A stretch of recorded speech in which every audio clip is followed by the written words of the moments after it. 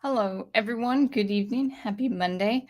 And I wouldn't say happy, but this marks the anniversary of D-Day, as I've seen commented by Dr. Y. And actually, I'm quite surprised that Big L hasn't mentioned anything, because that is, I would say that's one of his favorite remembrances as far as history is concerned.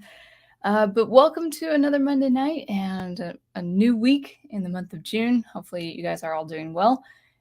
As per usual, just go ahead and check if I have yeah, good.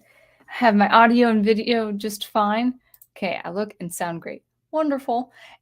I don't think my Wi-Fi is off on my phone, so feel free to message me, Prof, if you are um if the videos getting fuzzy and all of that. So let me go ahead and check out YouTube, see if everything's good here. Looks good. Looks like I'm running and all of that great stuff.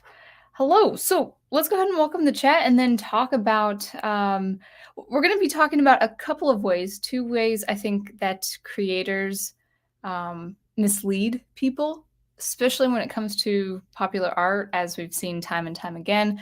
I won't use specific examples. I might use some specific examples, but I really do want people to see, or at least be enlightened by a very, I would say, kind of business strategy, that these industry makers, or these makers in the industry, these creators in the industry, these kind of business practices they go. And by business practices, I mean something kind of sleazy.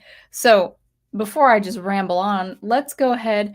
I do want to welcome the chat, but I will say, before all of this discussion on creators and misleading people and all of that, and talking about popular art, I do want to spend some time on my music. And I just realized I didn't prep for the stream, so let me go ahead and pull up some websites. In fact, actually, I think I'm only going to pull up my website.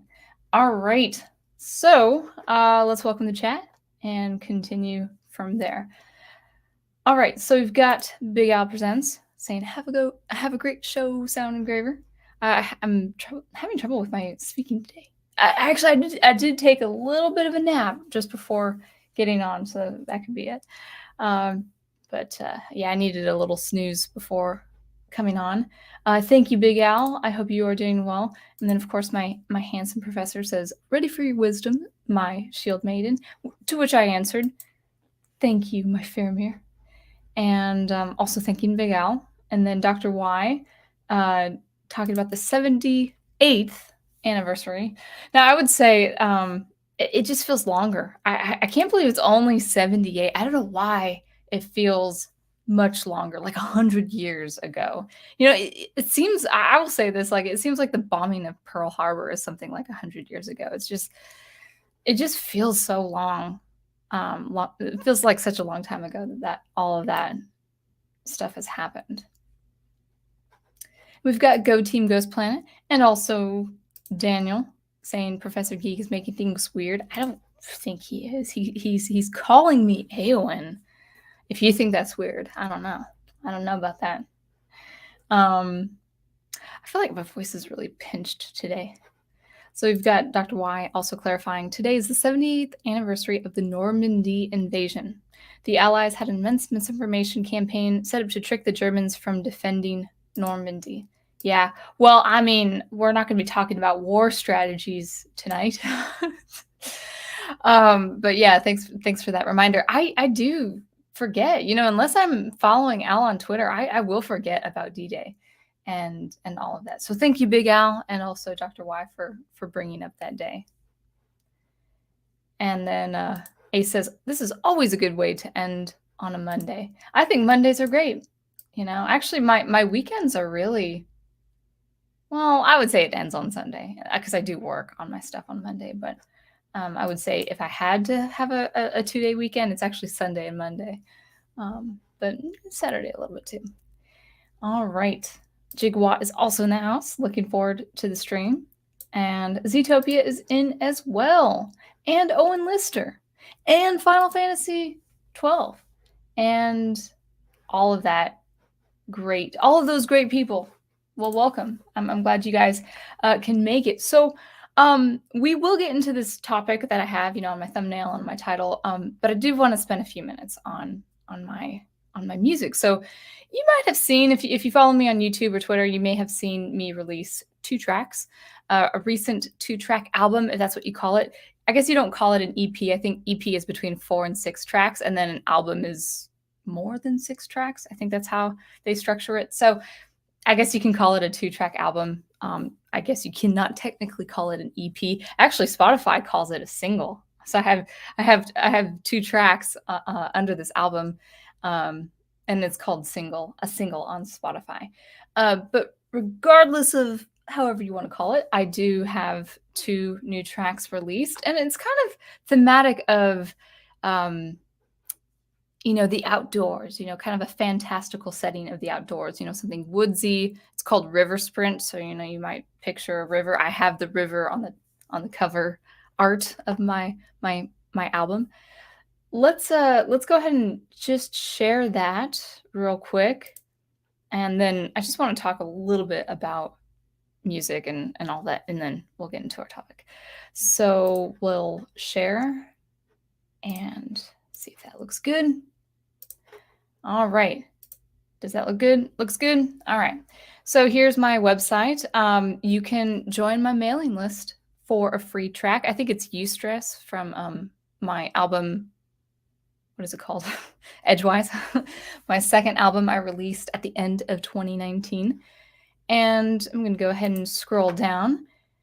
And here is River Sprint. You can download it for the price of $1 or more. So I say download and you be the judge of your price, but the minimum is $1. You can also find it on Spotify and iTunes and all the major music streaming platforms. I'm pretty proud of these 2 tracks. As far as, production, mixing, mastering, I would say there were a couple of things I wanted to improve as far as River Sprint is concerned. But overall, I feel pretty pleased with the overall production. So you can go ahead and go to my website. I think I have it in the description on this stream, but I'll just go ahead and post it on the chat there. And for $1, you can have 2 tracks, I think going up to a little over 9 minutes of music. If you kind of like that old, it's not really old, but it's a more, the mood is supposed to be a little bit acoustic, a little bit of electronic, with synths and all that. But it's working with River Sprint in particular. It's working with an acoustic drum kit with different rhythmic styles, along with synths and some arpeggiation and some embellishments. And primitive supposition is it's a very simple composition, but I did like the energy that my mastering engineer put into that one. The instruments are the same. He didn't change the instruments, but he just made those instruments really pop out in a really nice way. So for $1, you can go ahead and support me there and download that. Or, you know what? Supporting me on Spotify is also fine, because the more listens, the more traction I get. So supporting me in that way, whether it's Spotify or downloading this album or any of my other albums, I'll just go ahead and show you one more page. I have pretty much a discography. I've got my Uncharted here, and then I've got my 3 albums here. And I actually did recently update my album images here. You can see this. I added a lot more contrast, a lot, like a sharper blue to this one. I changed the image of Sunkissed. I added some more contrast to things like Rural Prospects, a little bit more contrast to Evergreen, Hidden Rifts, and I did add a lot more saturation for this Frost piece, and also some contrast and saturation for my single Find Faith in Me. So all these images are updated, to make them stand out, to make them kind of pop out nicely. And if you email me at my, you can actually email me from my website at the bottom of the page. I'll just go ahead and scroll down so you can see that. If you do email me hey, I'm interested in having your images. Let's say you purchased a couple of my albums, like, a few months back or even a couple of years back, and you don't have any updated, oh, I don't know where you can find that. Anyway, if you don't have any of the updated images that you would see on Spotify or iTunes or whatever, just go ahead and send a request through my email. It's contact@soundengraver.com, and I can send you a zip file of those updated images. I have that ready to go. So anyway, I think that's everything. And I'll just go ahead and stop sharing. And there we go. So a little bit more on my music. We do have Vessel of Amala. Hail, everybody. Well, welcome to the stream. Glad you can make it. So let's actually just talk real quick about just my just not really announcements, just a very small artistic reflection on my music. So I'm very happy to have released those 2 tracks, River Sprint and Primitive Supposition. And I will say, though, that those 2 tracks are pretty much my last catalog, the last of my old music catalog when I was just starting, just starting and producing electronic music, composing and producing electronic music. And I was just exploring, Logic Pro. I was exploring instrumentation. I was exploring how to compose electronic music. And then by 2019, I started wanting to produce and release music prolifically. And so, a lot of the music pieces that you do hear on my albums, my tracks or my single tracks, is really just me building skills and exploring and beefing up old drafts, old tracks from old projects that were, 5, 6, 7, 8 years old. And I'm very happy with what I've explored, what instruments I've been working with. I've been much better at percussion and things like the rhythmic section and drum kits and all of that. So I have gained a lot of skills in the last 8 years by just practicing my craft every day and then, trying to release music on a frequent basis. But now I've really released everything I've wanted from my old catalog. I actually deleted a lot of stuff, which I don't recommend people do. There was just stuff I knew in my heart. I've said this before on a previous stream. There was just something on my heart and my gut saying, you know what, I'm not going to release these. I don't feel like this is my style. This is not the goal that I want for my music and for my listeners going forward. And so, River Sprint, that was pretty much the last of that old style, the catalog, just getting to know how to compose for a drum kit or a rhythmic section on top of a bass line, on top of harmony and melody and nuances and embellishments and all of that. So all that to say is now the music I will be releasing going forward is music that I am freshly composing, music that I'm composing as recent as last month, with all my skills that I have practiced and I have accomplished in the last 8 years. So that will change, very much change the style. I still will be upbeat in a lot of places, but as I've said before, I really want to explore more ambient styles, more down-tempo styles, not so much things like lo-fi. I was actually talking with my brother the other day, and he knew I was interested in composing electronic music, but he had never heard of my music. And then I told him, my artist name and all of that. And he's like, oh, electronic music, do you do lo-fi? And I do appreciate people liking lo-fi. I understand the appeal of the genre lo-fi. It's not something I do compose. Now, that's not to say I wouldn't use distorted tones that, the instruments that you would hear in something like lo-fi, but it's just not in my nature. I like down-tempo. I like ambient. I do like uplifting trance. I love synthwave, but besides like one track, I don't see myself actually composing for that genre. But kind of look forward into more sophisticated drum kits, sophisticated synths and a bigger, deeper sound going forward. So I do plan on releasing something in July, a single track, and maybe an album into October, or not October, August and September. And my style will change. It's progressing into something. It's evolving into something I've wanted to have for a long time. I'm still a beginner when it comes to this kind of style. I don't have it down like someone like Solar Fields or Carbon-Based Life Forms, or what's one that I had recently listened to? Sundial Aeon, I think is another one that I just love, and I'm not quite there, but I love their style so much, so much. Now I'm not going to strictly sound like Solar Fields as cool as he is, but I do want that cerebral depth in my music. It's still gonna have melody. It's still gonna have harmony. It's still gonna have a bass line of some kind. But going forward, I'm pretty excited with how the style is going to work. So anyway, so River Sprint really is the last of my old catalog, where you hear kind of the traditional, drum kit instruments, and yeah, you do hear synths. I definitely explored with a lot of different synth sounds with Sunkissed and Edgewise and stuff like that. But I think the production quality also is going to increase, and I would say the production quality is going to improve.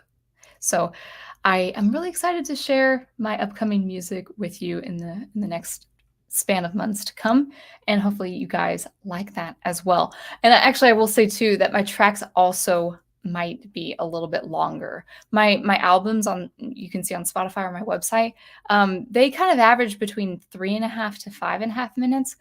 These tracks that I'm working on so far, at least the 2 tracks I've been working on in the last couple months, is ranging between 9 and 10 minutes, maybe even a little over 10 minutes, and that's fine. It feels right. If the composition feels right, and I'm looking forward to it.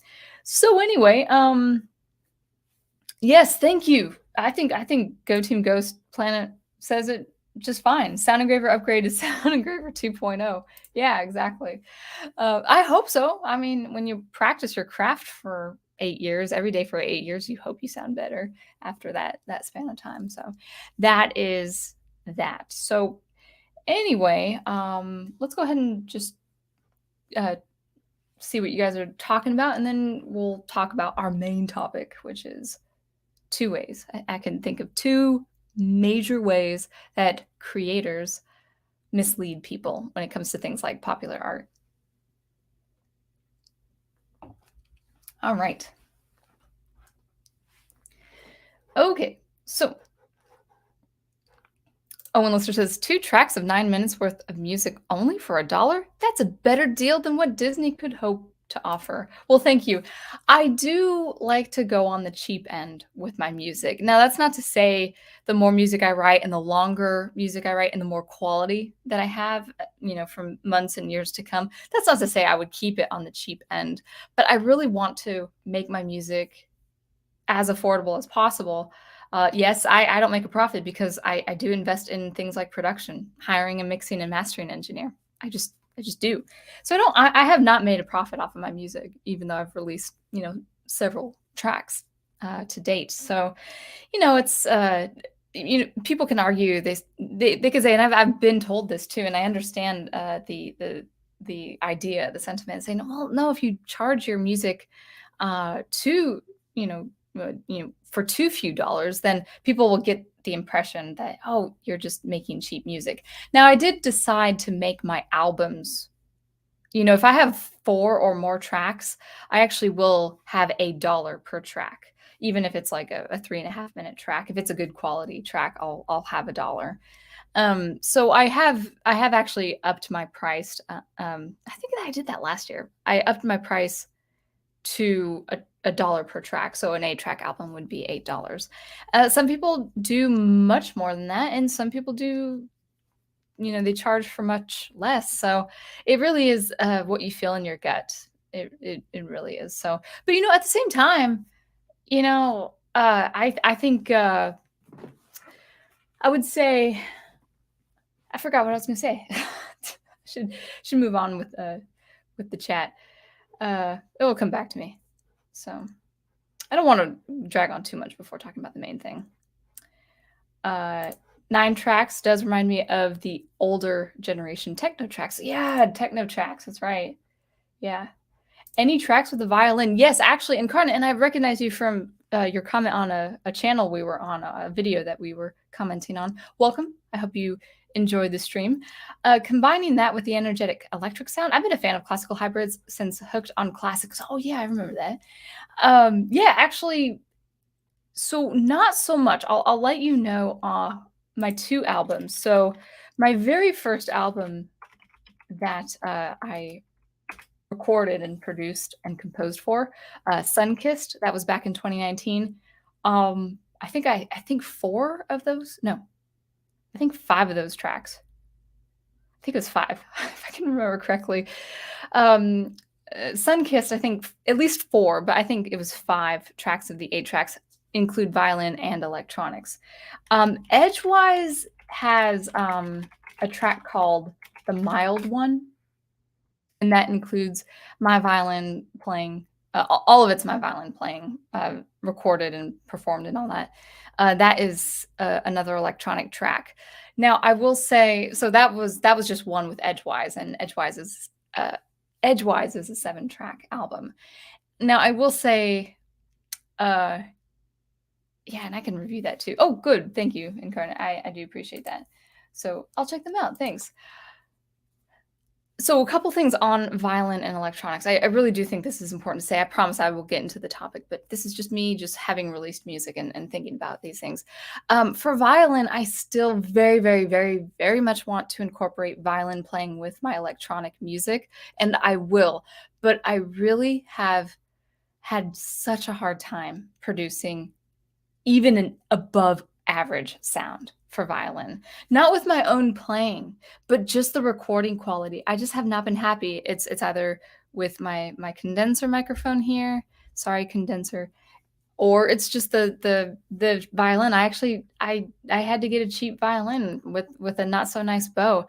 It could be the acoustics. It could be a number of things that I'm just not happy with my violin sound. So it's going to take some troubleshooting. It's going to take some reworking before I start recording with violin again. Now, that's not to say I wouldn't use violin for sound effects in my electronic music. I probably would do something like that. And I would use something like voice as well. But I just haven't been happy. And I'm happy with Sunkissed, and I'm happy with the Mild One for all it's worth. But I really want a full acoustic violin sound that I just haven't gotten in the last year or so. So, I mean, be patient. I would say I need to be patient with myself. I would love to use violin with electronics. So right now it's just electronic music. Right now I'm just releasing electronic music. But don't worry, I've been practicing the violin, and I freestyle, and not freestyle, but just kind of make up things. I guess you could say that's a freestyle on the fly. So that will be in the future. Violin and electronics will be the future because I love melody, and I think melody is really, really important for something like electronic music. I will say, I think melody or an acoustic instrument that can produce a melody is what's lacking in electronic music. So anyway, there is that. Alrighty. And lastly, Incarnate, one thing too is that these albums are 2 to 3 years old, and I would say there might be some discrepancy as far as production quality with some of them. One track, I won't mention what tracks they are. One track is I love the composition. I think the compositions are fine, but one track is very thin sounding compared to the next track over, which is a very big sound. And so I'm actually getting much better with my production quality as I'm going forward this summer. So that's it. All I have to say. But yeah, so let's go ahead and just talk about what you guys are saying, and then we'll get into our main topic. Promise. It's already 25 minutes in, so let's see. Oh, okay. No, not the cheap end. The inexpensive end. Sell it. Yeah, thank you. Yeah.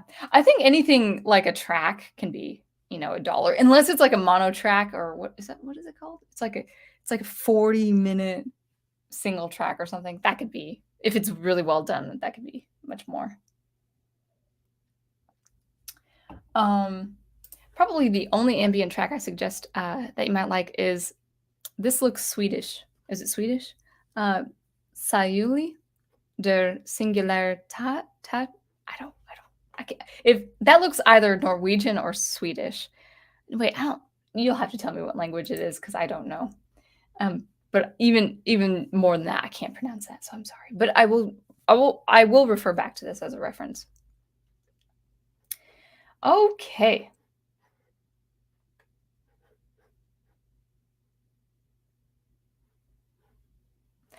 Vessel of Amala, can you clarify? Do you have any tracks similar to drum and bass? Are you talking about the elements of a drum line and a bass line? Not drum line, but a drum kit. I'll still give them a listen, mind you. I mean, I do use rhythm in my music.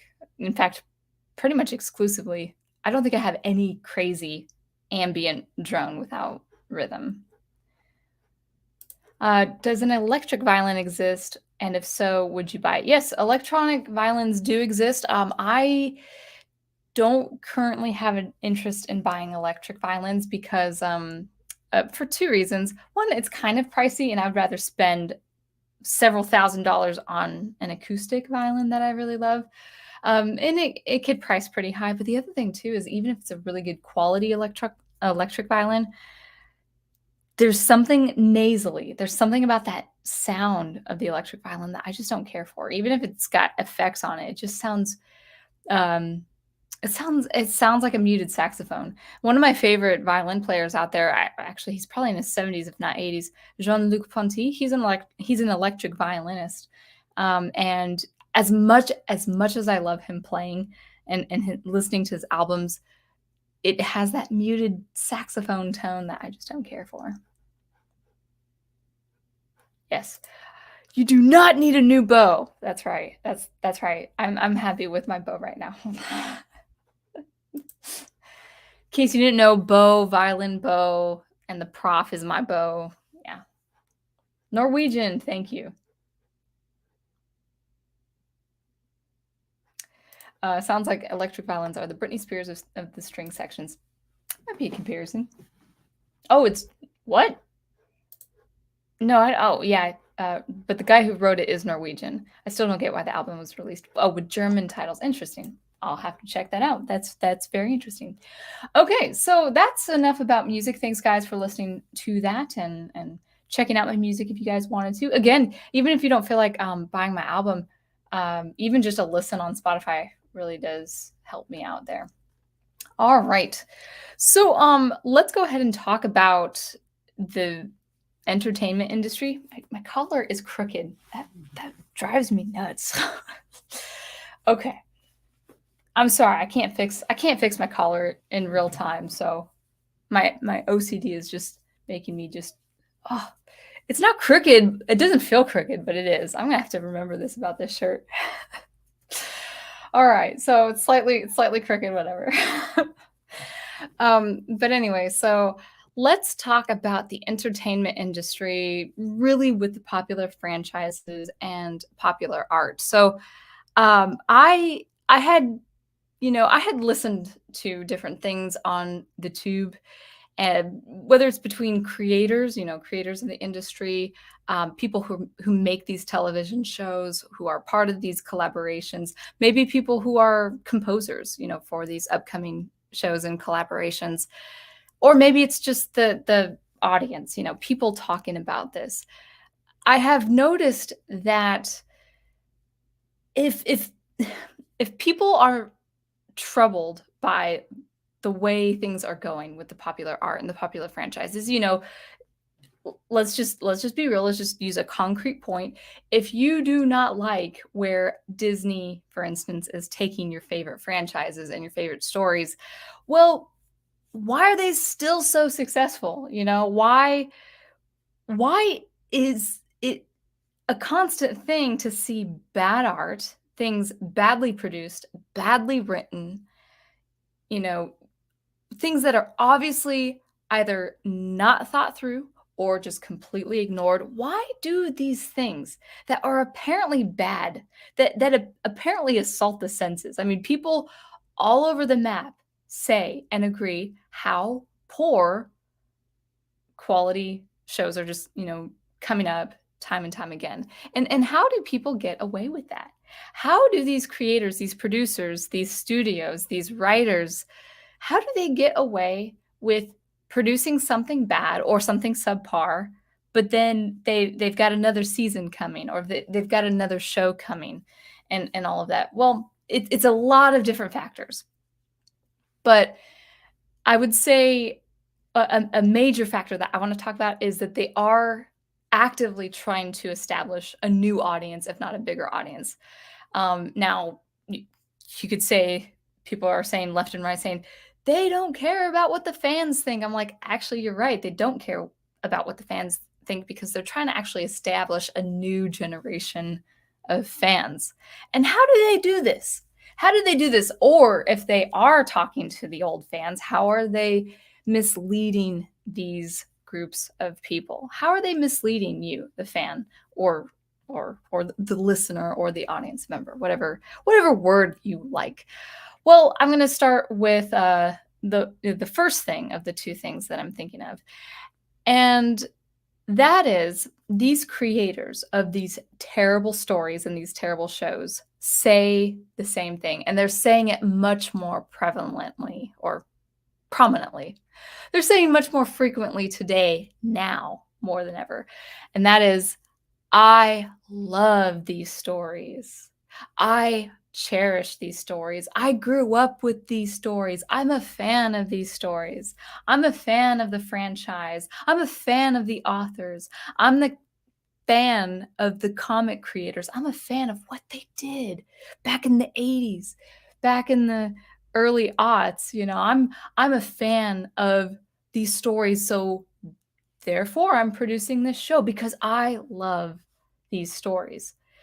And even if that's not true, and we saw that with Kevin Smith with the He-Man Masters of the Universe Revelation, we saw that just blatant, lying, sleazy, salesman, snake kind of business move, saying, oh, I've been a fan all this time.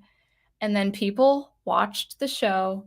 A lot of people liked it, but a good majority did not. And I would say people who really do appreciate He-Man for who he is and what he stands for did not like the show. They were offended by the show. They thought it was an abomination, rightly so. But all of that leading up to that point, that first viewing, that first show, that first episode, releasing that first episode, all the way, the marketing leading all the way, like over a year up to that point last year, it was, oh, I'm a fan of He-Man. Oh, I love He-Man. I understand He-Man. I'm probably the biggest fan of Masters of the Revelation, or well, he was that. I'm probably the biggest fan of He-Man and Masters of the Universe.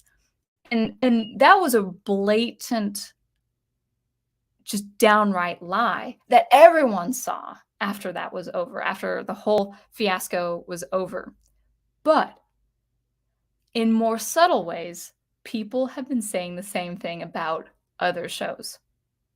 We're seeing this with the Rings of Power with Amazon, where these showrunners and these writers and these filmmakers are saying, oh, no, I love Tolkien. I honor him. We're going to honor his legacy. We're going to honor the characters that went through the second age of his Middle Earth. We're going to honor what Peter Jackson did with the trilogy. We love hobbits. We love Galadriel. We love the elves. We love the dwarves. And we want to make sure that Tolkien's Middle Earth is taken care of. We're going to honor his legacy. We're going to honor the legacy of these stories. That's the language they're using. They're either saying that they are fans of these stories, or that they're going to honor the legacy of stories before, or authors and comic book writers and the like. That's what they say. That's the language they're using. That's the first way that these creators are misleading people. And that they're giving them the false hope, like, well, okay, maybe we got to take their word for it. Maybe the show will be good. Maybe it's going to be just, we've seen a history now, a 10-year history at least of people, uh, misaligning fans and mistreating characters and subverting things and deconstructing things. Yeah, we've seen all of that. We've seen so much of that in the last 10 years, but maybe they did say they were fans. They did say they would honor the story. I'm sure they're going to honor Tolkien, right? No, they're not. Even if they say they are, even if the whole team of people say, "Oh, I've been reading Lord of the Rings ever since I was a kid," they're not going to. They're not. They're not. I mean, how, with the publicity it's gotten, can you say otherwise? So that's another concrete example. I saw this. Now, this I should be very careful. I'm going to speculate. Okay, I'm going to speculate. And for those of you who may have seen the Kenobi show, which I don't recommend, you might have your opinion. I have heard about the score, the music score for Obi-Wan or the Kenobi series, whatever it is, that they've had a problem with the theme composed by John Williams, but they've also described the score, the overall score, as underwhelming or not memorable or forgettable or lackluster. And that was Natalie Holt. Now, I had done a stream about her and her, perspective or her prospects as a Star Wars composer. And I did say that she was leaning into the electronic track. Now, I don't know if it's electronic. It probably could be orchestra too. But she did say with those interviews that she was going to honor the legacy of John Williams. Well, really, to honor, as a composer, to honor John Williams and his signature and his legacy, you have to really think musically and analytically like John Williams. How does a melody work? How does a melody stay memorable? How does harmony work? How does orchestration work? To honor John Williams, you have to think along those lines musically. You cannot, like, you can't compose electronic music for Star Wars like I compose electronic music for my original stuff. My original electronic music sounds nothing like Star Wars because that's not the purpose. That's not its intention.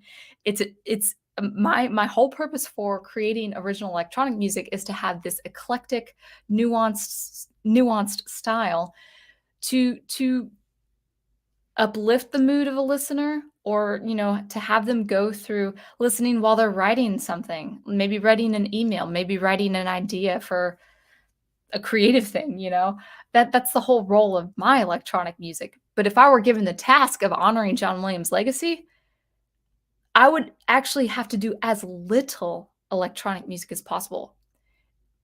I would actually have to look back to the orchestra, because I think it'd be easier to write for the orchestra honoring John Williams' legacy than it is to sound like John Williams in the electronic music setting. I am not talking about, oh, well, let's transcribe the orchestral instruments of John Williams' music and then put it to an electronic track. No, it's actually a lot more complicated than that. But Natalie Holt said she was going to honor John Williams' legacy.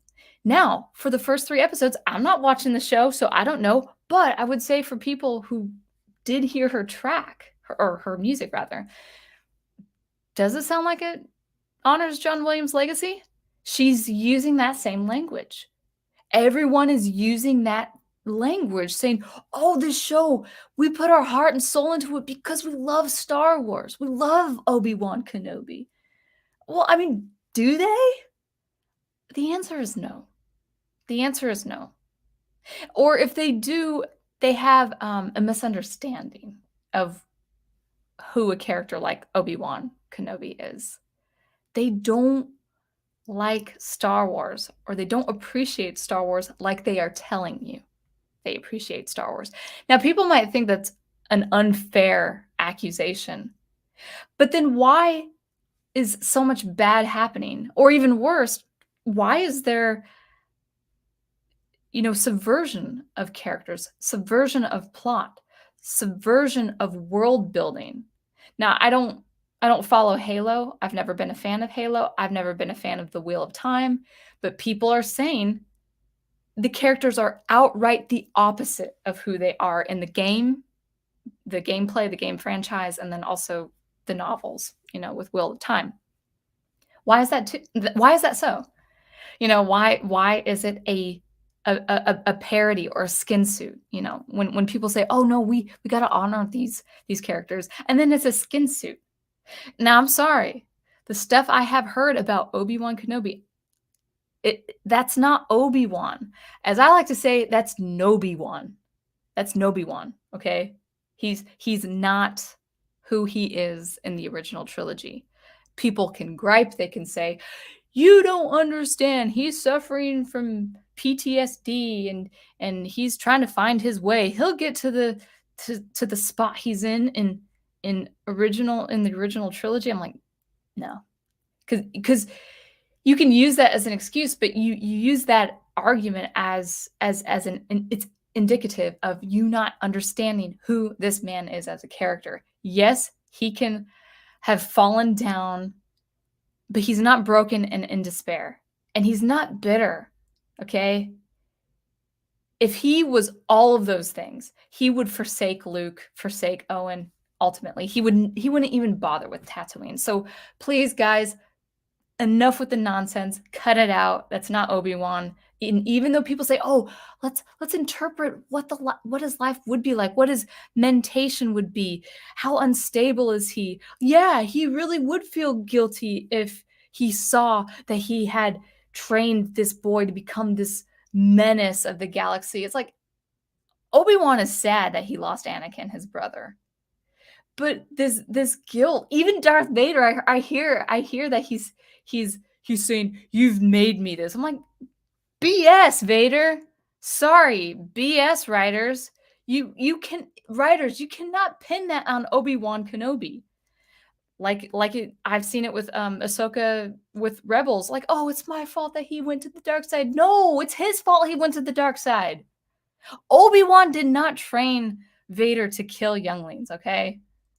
I hate this. I hate that the writers are exploring different interpretations of who Vader is and Obi-Wan, but they say that they use that language. They're like, "Oh, no, we are fans of Star Wars. We understand Star Wars. We know the character." Okay? All right. So, that's the first thing. So really be careful with the language used. They either say, "I'm a fan of this," or they say, "I'm going to honor the legacy for the fans." So that's the first thing.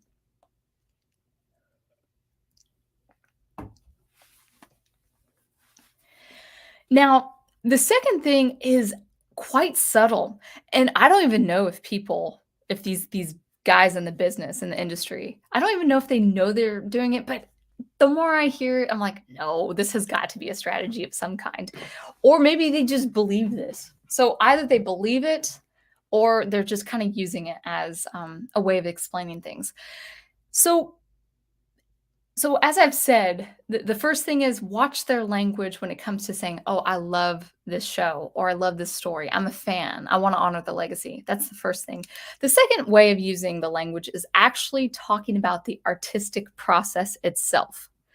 I did listen to a few interviews at the Star Wars convention, and I started seeing a pattern. And I don't think this is exclusive to Star Wars. I think this would be, I actually heard it with Hans Zimmer and his talking about composing for Dune. I've heard it around, I heard it specifically at the Star Wars convention with these interviews. So what am I talking about? They're talking about the artistic process. Well, what's wrong with that? Well, let me just give you some examples. "Oh, we love what we do. Oh, the collaboration has been great. Oh, we're so artistic. We're doing art. We're creating art. This is so important. This is for the community. We're building a family. We just love each other so much. We are about being creative. It's all about being creative. It's all about producing art." Okay? So, what does that mean for Star Wars? What is Star Wars? What is Star Wars to you? I'm using Star Wars as an example, but this applies to any franchise that you love. What does Star Wars mean to you? Like, what does Star Wars mean? What's the theme of Star Wars? What does Star Wars as a mythology mean? What does it mean for the culture? What does it mean for the world? They don't talk about that. They don't have concrete, specific, definitive ideas of what Star Wars even is. They just talk about, oh, I like filmmaking. And the moment that Ahsoka came in costume for the live action, that was amazing. I will never forget that moment, you know? Oh, meeting Mark Hamill for the first time. I will never forget that moment. Oh, Baby Yoda, when I saw him rendered in the animation department, oh my goodness. I will never forget that moment. By the way, guys, I'm not saying you can't have these moments. Like like Lord of the Rings, the appendices between the actors and the filmmakers and the crew and the directors, and the writers, they had all those moments. I'm not saying don't talk about those moments, but it's replacing very concrete things about the thing you're creating. You're only talking about creating art. You're not talking about the art itself. Got to have a little bit of intellectual capacity to do that. So,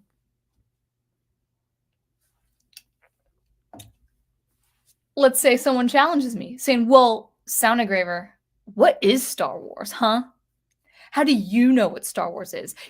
At the convention, they were saying that Star Wars was about a family and a community. Sorry, guys, I feel really snarky tonight. I should tone it down. But they're like, yeah, it's about love. It's about doing the impossible. It's about family. It's about community. And I'm like, no, Star Wars is none of that. I mean, you can have that in Star Wars, but that's not what Star Wars means. So people would ask, okay, Sound Engraver, what do you think Star Wars means? I'm like, this is what Star Wars means.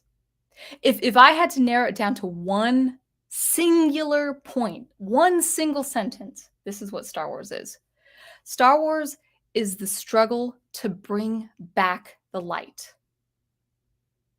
And everything else, every story, every character comes under that, but everything falls into place. You can have a variety of stories, a variety of characters, a variety of worlds.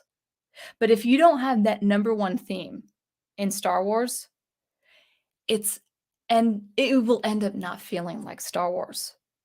Even if you had the lightsabers and the sound effects and even the music, even if you had the traditional John Williams themes,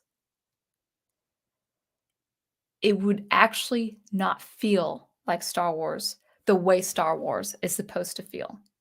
Star Wars is about the heroic struggle to bringing back the light. The heroic struggle to bring back the light. And we see first that struggle with Luke Skywalker. He is the core of Star Wars. He is the impetus. Now you can have many, many, many, many stories, as the Prof is explaining on his channel with the EU. You can have many stories not involving Luke Skywalker at all, but it cannot veer away or deviate from that core heroic struggle of maintaining the light and overthrowing the dark. That is Star Wars. No ifs, ands, or buts. That is Star Wars. No matter how many alien races you explore, no matter how many stories you write, that is Star Wars.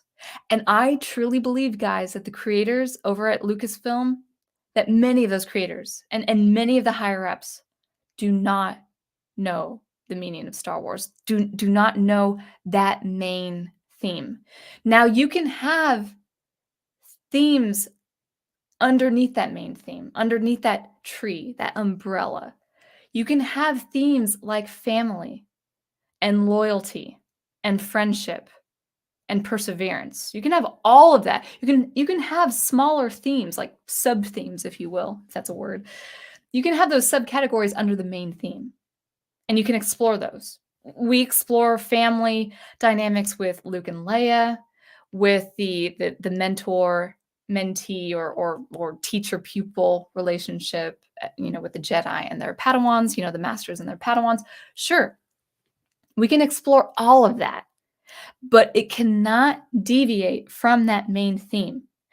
If for any story, for anything, if you deviate from that, you will not have the integrity of that thing. Now, I'll just use the example with my science fiction story. I'm going through a great, grueling, wonderfully grueling process of editing. Not only editing my own stuff, but actually, sending it to a proofreader, to a professional editor. And the editing process is a hard one. But no matter how many corrections I make, no matter how many things I change, my theme is staying the same. None of that is changing. I know exactly what the theme of my stories are. I have it written down just in case I forget, but I know what it is. I think it's one. I think it's two main themes, but just one major theme, and I think there's like a smaller theme behind it. So if you don't have the main theme of Star Wars, you're going to end up not having Star Wars or something that doesn't feel like Star Wars, and that to me, that's the major complaint I've seen.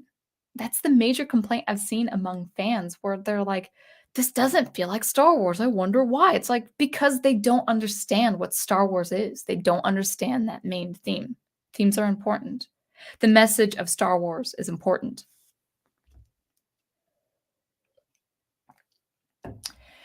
We'll use a couple other examples with Lord of the Rings. Now, I'm talking about Lord of the Rings, not so much the whole history of Middle Earth, but with Lord of the Rings in particular, one of the main themes, if not the theme that Tolkien was going after with Lord of the Rings was the mighty and the powerful and the corrupt can fall at the hands of the meek, at the hands of the small. It for all the heroics of Gandalf, Aragorn, Theoden, Faramir, Boromir, Eowyn, of of all the deeds, of all the good virtuous deeds of the mighty, the ultimate evil fell at the hands of the ring bearers, Frodo, and a little bit with Sam. But Sam helped Frodo succeed. Frodo would have died, or he would have succumbed to the ring if Samwise Gamgee wasn't present.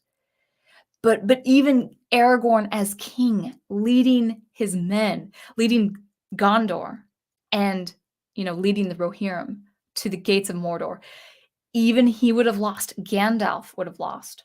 Aragorn would have lost to ultimate evil. The reign of evil would have just wiped out the face of Middle Earth. That would have wiped out the whole race of men and the remaining race of elves and dwarves and of course hobbits with the Shire. But the hand of the Almighty, or the not Almighty, that's more of a reverend godly name. The hands of the ultimate evil, or not the hands. Ultimate evil fell. That's what I meant to say. Ultimate evil fell at the hands of the meek and the weak and the small, because the message was at the perseverance and the heroism of the small, the mighty fell. That was Tolkien's main theme. That the small hobbit could achieve the turning of the world for the better, for good. That's a wonderful theme. That was the main theme for Lord of the Rings. Of course, those themes can differ with the different stories found in Silmarillion, but Hobbit, the Hobbit, it was Bilbo's wits and courage to bring about the things that happened for the better. In The Hobbit, it was wonderful. It's just a wonderful adventure. That was what Tolkien was going for. He didn't trust the mighty, ivory tower elites of the academics, or the bureaucrats and the politics and of his time. He trusted in the everyday man, the everyday person. He trusted that great change and good change can come from the weak, from the despised. It's a very biblical idea. That's the theme for the Lord of the Rings, and that can give or take the other stories in the history of Middle Earth. That's something to look forward to when you're discussing Tolkien with the story of the Lord of the Rings. One more example, Dune, the work that I had just read. That's actually very, very different from Star Wars, where we have the aspirational hero. The main theme for Dune is do not place blind trust in charismatic leaders. If they are human, they are fallible. If they are human, they can fall. And so you can't blindly trust the leaders that save you, even the leaders that would initially bring about a good. You cannot, in a zealous way, blindly follow leaders, religious, political, whatever, because they are human. That's the theme of Dune. And it's a very sobering story, a sobering reminder, because it's a tragedy. It's a tragic set of stories. If you if you were to make a Dune film where Paul Atreides became Luke Skywalker, that's not Dune. That's not Dune. I would love for Paul Atreides to be Luke Skywalker, but didn't happen. So to honor that story, you have to have Paul Atreides depicted in a very different way than you would depict Luke Skywalker. So again, themes. What do these stories mean? What do these stories mean to the culture? With Star Wars, the heroic struggle to bring back the light, that's a reminder for us to bring back the light. However form it takes, whatever that looks like. Star Wars, culturally speaking, for our society, that's what that means. And I don't think the showrunners or the producers, even Favreau, guys, sorry, I don't think they understand what Star Wars means. They like the experience of Star Wars. They like the nostalgia. They like the community. They like the energy of Star Wars. But I don't truly believe they know what Star Wars means because they always talk about things in a superficial way. They always talk about the artistic experience. They always talk about how cool a character is, how exciting it is to see that character on screen. But why is exciting? What is Star Wars, And so that's what I wanted to say with regards to the popular franchises and the makers behind, the people pushing these things forward and pushing these stories forward to our public conscience. That's what I wanted to say. It is subtle. You have to kind of pick up on it. But just know when they say I'm a fan of this, I want to honor the legacy of this, chances are it's not true. Just history shows that to us. The other thing too is they don't talk about what these stories actually mean to them, to the general population, and to the cultural to the culture as a whole. What does it mean to the culture? What does it mean to a country?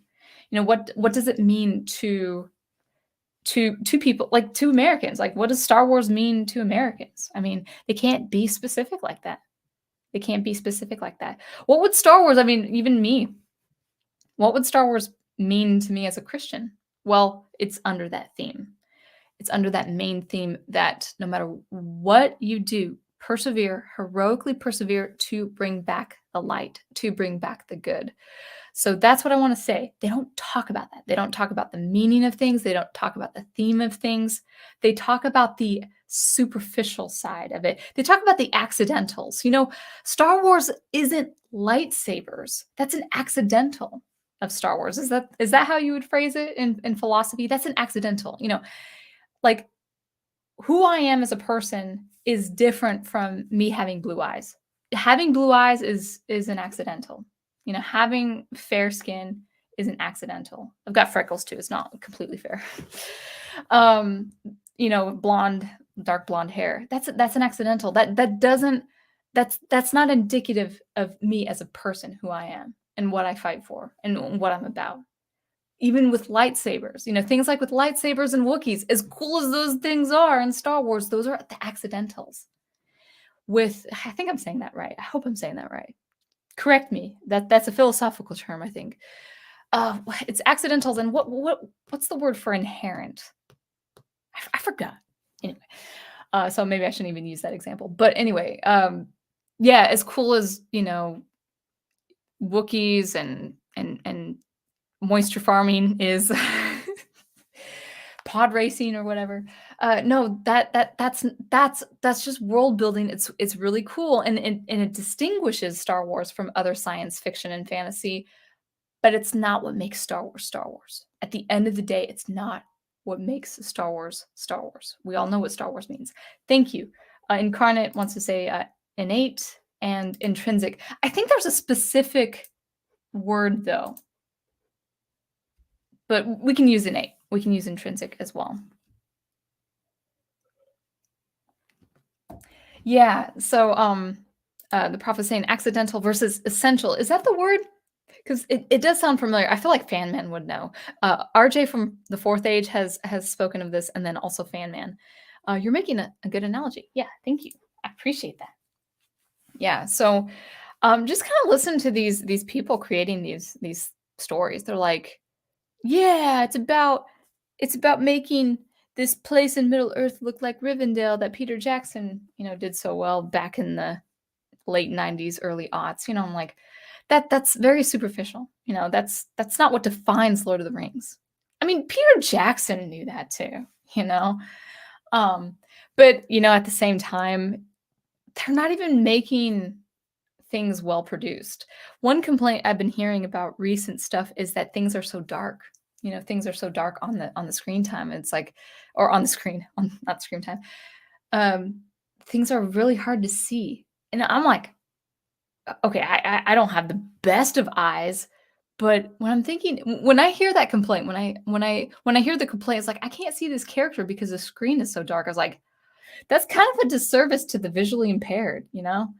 It's like where's the contrast? Where's the saturation? I don't want too much saturation, but when you're talking about science fiction, even art as early, concept art as early as the 50s, they focused on saturated colors or colors with incredible contrast, blues and oranges against blacks, or grays, it's it's all about the aesthetics of something, and people are like, oh, this is too dark, I can't see who is where, and what. I'm like, that's pretty lame. Anyway, that's all I have to say. Let's go ahead and get back into the chat.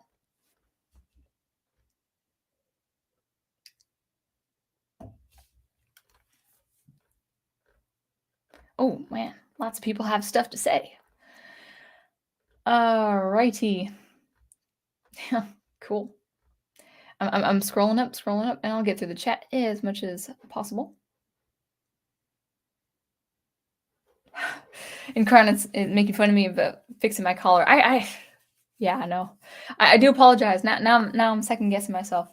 Now, I think it's just a shirt too. It's a wonderful shirt. It's a heart made of video game controllers. If you can see that, see. Oh, I better be careful with my monitor because let me make sure. Okay, Whew. I got because there's an adapter, and if it goes too far, then I might be off stream for a few minutes. So, but anyway, it's all these game controllers in the shape of a heart. That was from my prof for Valentine's Day. Okay, just gently. Okay. All right. One listener says, I can't fathom how someone can make a single music track that's 40 minutes. Now, I would say you have to do it well or don't do it at all. I think if you do kind of a musical narrative of some kind, I think it can work really well. But it has to be done well. And I don't think I will do anything of that sort. Not until I really have the chops to pull something like that. Vessel of Amala says, I'm not the best at describing music because I'm still an outsider learning music technically. A big fan of drum amen break. If that helps. Okay. Yeah, I like these these things you guys are recommending. For everyone who takes umbrage with poor writing quality, there are 100 others who don't care. They just want stimulus. I actually don't. I'm gonna agree with you. I'm gonna, if I can speak, I agree with you. I actually do think people don't care about producing bad quality anymore. people are complaining, "Oh, this is terrible," and stuff like that. I'm like, "Guys, I don't think people care that they're producing bad stuff." As an artist, I wanna make sure everything is as the best I can make it before I release it. Now, I don't believe in perfectionism. I do believe in releasing art on a frequent basis. I do believe in producing prolifically. You're not gonna make everything sound exactly as you want because you're just a responsible artist is on a deadline, on a time crunch, give or take. But I would say, like, if I will say this, I will hold off a project if I just don't believe it's even above average. If I can make it above average and make the best I can, I'll send it out. Even if I think, that's a little too prominent. It's not enough here. Oh, I'm missing something here. That's fine. If there's little qualities like that, little nitpicks like that, I'm fine with releasing it. What I'm not fine with is if I know it's bad. If people feel like on a general whole say, "This is not good. This is not good quality." I would feel terrible about that. I'd be like, "Oh, yeah, I gotta work on that better." But I actually think people now, like in the industry, I'm not talking about music industry, by the way, I'm more talking about the popular franchises. They don't care if the writing stinks. They really don't care. They probably are just doing it, as you say, for the stimulus. They're doing it for the reaction. They're doing it for the reaction. Oh, and Lester says, "'Cause too many of these content creators on YouTube won't stop complaining and hate watching it. I'm getting sick of it." I know, I was kinda making a comment, on a channel I do like because they are entertaining, um, but it's getting harder and harder, It's like, "Ugh, guys, I know you wanna talk about what's bad art and what's good art, but you can't." Okay, I will say this, it's one thing to talk about something like the Kenobi show if you haven't seen it. If you're only speculating and hearing things from hearsay, if that makes sense. If you're commenting on things other people have been complaining about. I say that wouldn't help the cause. I would say, like, I've talked about the bad writing of Star Wars, so I haven't helped the cause at all. Um, and I'm kinda done talking about even the writing of Star Wars because I just it's not gonna help anything. But it's when people watch the show because they have to say, like, I mean, like, even the major players, like the major players who was, they're part of the fandom menace. They've said, "Guys, it only shows some integrity if I'm gonna complain about the show, I have to watch it." It's like, with all the information on the internet, you don't have to watch it. You don't have to watch it. You can know everything there is to know about it and complain about it that way. You can say things like, "I've heard this happen. If so, then this is a problem because of this." Just use kinda logic and conditional logic saying, "Hey, if this is so, then this is bad. If this is so, then they're bringing this down here." You don't have. You can I would say the major players of the fandom menace don't have to watch the show, can know enough about the information, know enough information to actually give a very good analytical speculation and say, "Guys, I'm not watching the show. You shouldn't watch the show, okay? But we'll talk about the quality of art in this way." Now, ultimately, I don't think that would help the cause either, but it is certainly much better than hate watching it. I'm not understanding why people are watching it. They're saying, like, "I'm taking the bullet, guys, so you don't have to." I'm like, "Everyone's watching it with you because they're part of your community. They're part of your community." They're like, "Oh, wasn't this thing right here so stupid? I know, I'm right on board with you." It's like, "Don't watch it. You can speculate. You can speculate about things that you hear, but don't watch it. Don't watch the show. You know it's gonna be bad, and you probably have more than enough information online to have a very good, proper analytical speculation of stuff. Don't watch the show. Don't don't take days off your life watching these things." I really and I'm serious when I say that. I think people get stressed by the poor quality of shows, you know? And I wouldn't say poor quality should ultimately stress you out, but I actually do think people get depressed with what's being produced, but they still watch it anyway. It's like, and then we've seen the shenanigans with Disney recently, blatantly, purposefully, to get the traction, purposefully downright insult people, and they're like, "Oh, that's so terrible. I'm not this." I gotta watch episode 4 now. Why would you watch something from a company produced by a company that insults you? Like, don't you have any integrity? I don't know.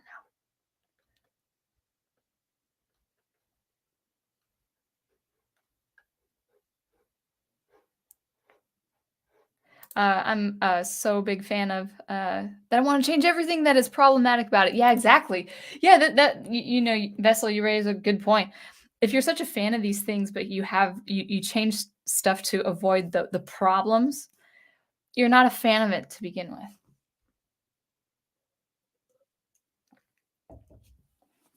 Actually, I'm reading Foundation by Asimov. I love it. I just really appreciate it. And I think, what is it, Paramount Plus? They have a show um, that's loosely adapted to Foundation. I'm like, why don't you just create your own show that is inspired by things like the Foundation, but don't call it Foundation if it's loosely adapted. I have very I will never watch it because I am intrigued by the book. I love the story. I love the progression of events. I find it very engaging as a reader. I would never want that sullied by a show. I'm the kind of person that it can remain a book for the rest of as long as the earth stands or rotates. As long as the earth shall go on. The story can remain in book form for the rest of our days, for the remaining Earth days. It doesn't have to be a film. It doesn't have to be a TV series. Like, no, no, I would love to see it as a TV series. I want it. Not with the stuff I've seen. So I'm not watching the Foundation series on the show. Like one of my favorite characters, I saw the actor or actress, I'm not sure. I'm like, that ain't the character. Sorry. That is not the character. That's not the character I have in my mind. This character is so great. He's got broad shoulders. I kind of picture him kind of like with kind of like dark brown, like a dark brown beard or goatee with kind of like, bushy, dark brown hair and kind of like this, a lot of charisma. And he is a hero when he's 32 years old, but he's a very big, huge political hero when he's 62. He becomes a true hero at 62. And I'm picturing this big burly guy, probably someone who looks like, you know, German or Russian from the 1800s. Like I picture kind of that look. Now, it could be totally off base. Maybe Asimov said that he would say that looks nothing like the character that I made. He doesn't really describe, he just describes him as broad-shouldered. And he has such presence. He has such dynamic charisma as a politician. And he's very smart. He's very witty. He understands things. He's very perspective. And it was very inspirational to see a political leader perspective about things, I'm sorry, have perspective, have a degree of kind of like Faramir, very insightful. Like he can see things, he can read things. I think that's as a political figure, I think that's wonderfully inspirational. It kind of made me want to write a hero who is a politician, like if I had another science fiction story in mind, maybe I would want a hero who's a politician, you know, that was the case. So, anyway, let us continue.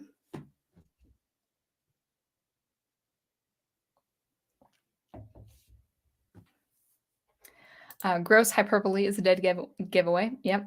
Oh yeah, yeah. With the language used, yeah, absolutely. Oh, hello, Private Eye. Nice to see you. What did I miss? Well, you can catch it on the replay. Let's see. You that was about 40 minutes ago when you posted that. So cool. Yes, just getting warmed up. Yes. When I talk about art, especially in the context of popular art, I do get a little heated. I just like, um, Ace says, I don't know why the term fake fans has become frowned upon. I know it's because elitists ruined it, like always, but there is a difference between casual fans and fake fans. I mean, I probably have a really different opinion from most people, but For myself, I don't use the word fan. I love electronic music, but I'm not gonna say, "Oh, I'm a fan." I love Solar Fields and his compositions, but I'm not a fan of Solar Fields. I listen to him. I listen to his contemporaries, his colleague, not colleagues, but, people he'd probably affiliate with. I listen to many different eclectic electronic artists. I'm not gonna, like, ask for their autograph. I'm not gonna assume the identity of fan. I have a great love of electronic music. I have a great love of science fiction. But I think the word fan has just been, or fandom, as recently ascribed, I think it's just been really conflated. And I think the word fan in recent years has been weaponized.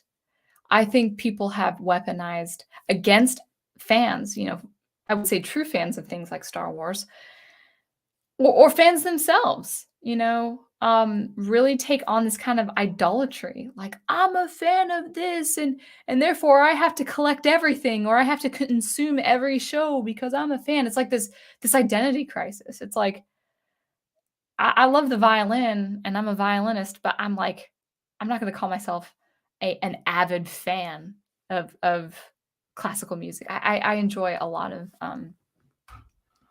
different things.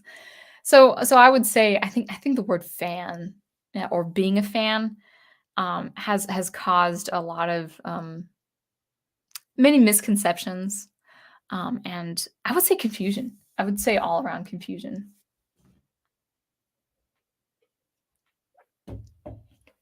One way to explain that is people who obviously do not like the original story, or author, or creator, or project will call themselves fans of that and then do something else with it. It's like, then you're not a fan. But if people call them a fan just with their own sensibilities and interpretations, then it's like, ugh, I don't even really want to use the word anymore. Go Team Ghost Planet says the people who are talking about don't understand the stories they are making. All they care about is their own narcissistic views in politics and more. Yeah, and narcissism is running rampant. That is for sure. By the way, guys, I'm gonna go through all these comments. I will say I'm on StreamYard, and sometimes StreamYard does not pick up every one of your comments, because I'll go on the replay and then I'll watch the comments on YouTube, and then I'll miss really good points. So I hope you guys aren't thinking I'm neglecting or scrolling over some good points that you are making. Sometimes StreamYard just doesn't pick up these comments. If they want to prove to me they love Tolkien's work, then they'd scrap, yeah, Rings of Power and make an animated adaptation of The Lord of the Rings and make it more like the books. That would be a wonderful idea. If I would love, I mean, and people have the budget for a beautifully animated series. I think I think Lord of the Rings should be a television series.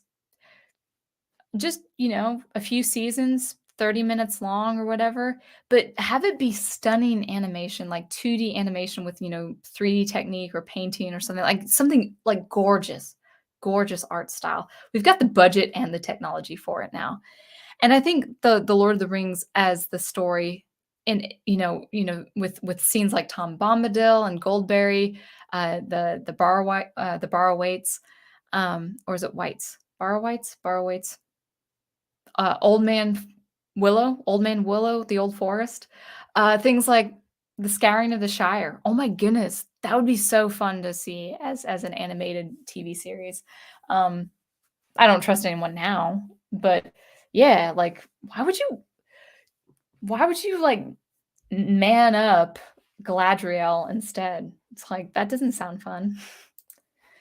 I read this article where the showrunner of Kenobi thought that Obi-Wan didn't know Anakin was Vader, as in at all, and that's the showrunner. Okay, so that's a problem. Why is that a problem? Because with Yoda, uh, you know, uh, um, um, obtaining the archives, they had to fight through a whole thing of clone troopers attacking them to get to these archives. he finds out the truth about Anakin Skywalker killing the innocent children, the Jedi children, and then what do we hear? Go, Lord Vader. The Emperor, if I remember correctly, the Emperor addresses Anakin now as Lord Vader. The Viceroys did.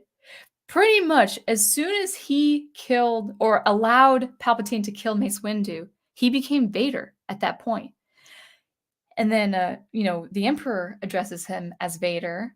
Of course, he doesn't have the suit. He's not maimed yet. He's not burnt to a crisp yet. But the Viceroy acknowledges him as Lord Vader. And I think in the holographic recording, I think Obi-Wan sees that Anakin now is addressed as Lord Vader. So for the fact that now, even in hiding and protecting Luke on Tatooine, he would have known about Lord Vader. Maybe not know what he looks like. I could see that, not knowing what Lord Vader looks like until, episode 4. But he knows that Anakin changed. So if it is a surprise in this show, or at least the showrunner saying Obi-Wan didn't know that Anakin was Vader, you understand, like, these people complain like I don't think they understand Star Wars. It's like, yeah, you're right, they don't understand Star Wars.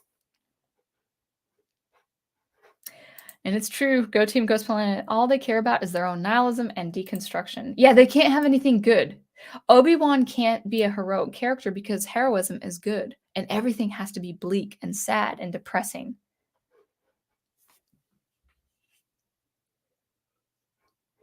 Missile of Amala says, I'm still upset over He-Man Revelations, mainly due to the studio powerhouse wasting its great talent on it. They restored my faith in Western animation, but I'm afraid HR just got just something their reputation. Yeah, the animation looks great. The animation looks great. I had my misgivings. I didn't trust it at all. Like, and that's another thing too, guys, is trailers. It's like, oh, the trailers look good. Who trusts in trailers anymore? Come on, guys. It's like, oh, no. Like, everyone thought because of the Boba Fett trailer that this was going to be a good show.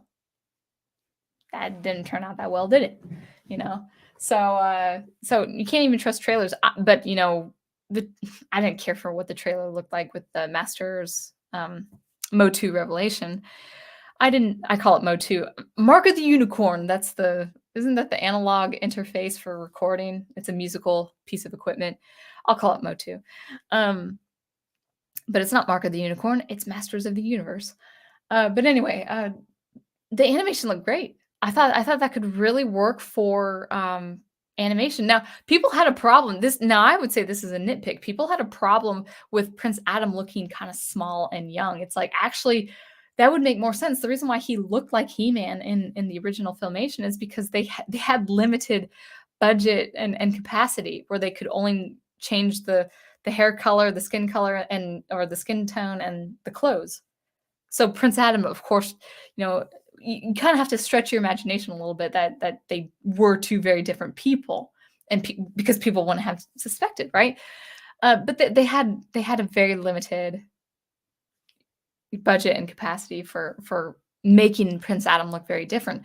But in the new animation, yeah, you can make Prince Adam, skinny and meek and short and stuff like that. That would make more sense, because then, of course, you would have no clue, like, what? He's He-Man? That makes more sense. That's kind of a nitpick that I would not have a problem with at all. So the animation for Studio Powerhouse looked promising, but it was all visuals, Although they really wrecked Trapjaw. The design of Trapjaw was pretty terrible.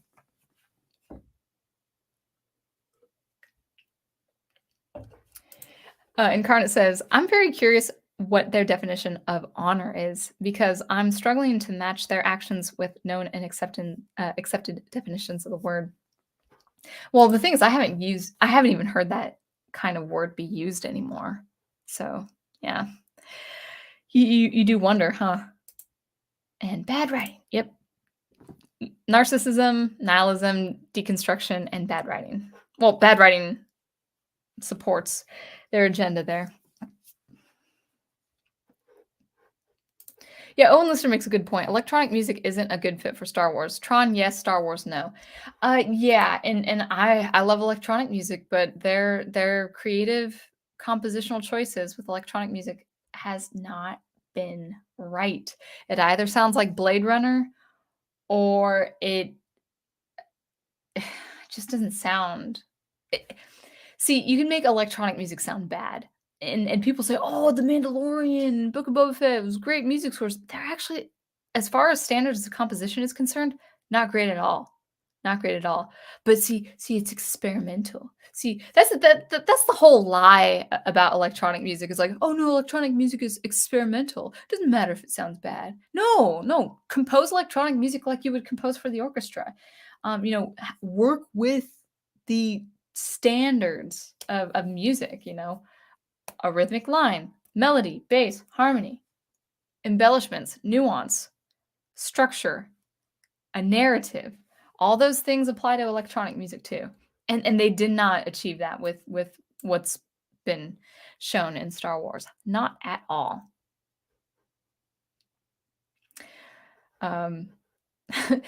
Incarnate says, I think they're confusing honor with defecate upon. That sounds like the same, right? Yeah, it's not really double speak, but they're saying one thing and then meaning another thing. Actually, isn't that double speak? Isn't that the meaning of double speak, where they're saying one thing, but that's supposed to cue you in on hearing another thing? Like, oh, you're actually meaning this when you're saying this. Best advice you can give to anyone. I have not watched it. I haven't either. I'm glad I haven't, and I won't watch it. Yeah, we're doing the right thing. Let me check the bottom just to make sure everything's good. Okay, everything's good. Oh, let me. Am I seeing new people? Abysmal Dragon Slayer's in. I'll get to your comments soon. Wonderful to have you. And Comics Gator, also wonderful to have you. And it looks like Ace is checking out. Good night, Ace. All right, just want to make sure I'm catching people. Yeah, we'll still keep going. All right, man, you guys have a lot to say. It's great. It's wonderful. It's already 90 minutes. Wow. We'll try to go through these pretty quickly. You know me though. You know me with my streams. I mean, even since day one, my streams have been on the longer side, but that's okay, I guess.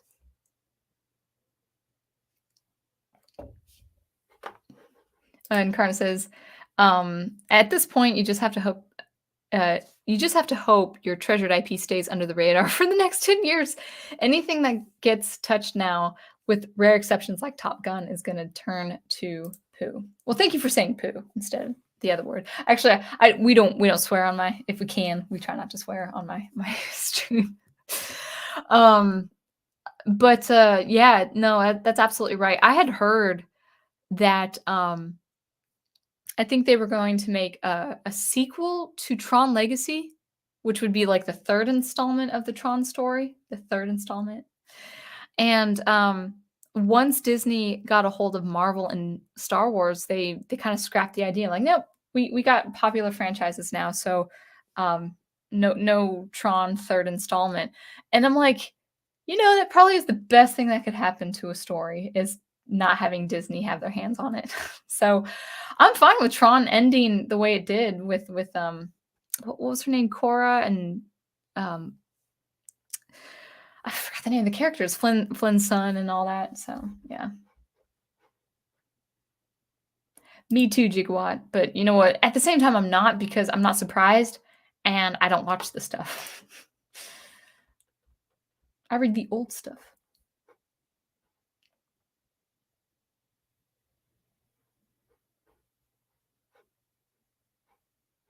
None of these stories can stand without famous properties attached. New Warriors is an excellent example when their writing stands alone without disguise, what you meant to say, and it was panned universally. Good writing is going to stand out. Owen Lister says the prequels were about the fall of Anakin, not about how Obi-Wan failed. Amen. Oh, I probably shouldn't say amen because that's more like yes, Lord, you know. So I shouldn't say amen. But you're right. You're absolutely right that it's. I am so super tired of people having other characters blame themselves for the fall of someone else.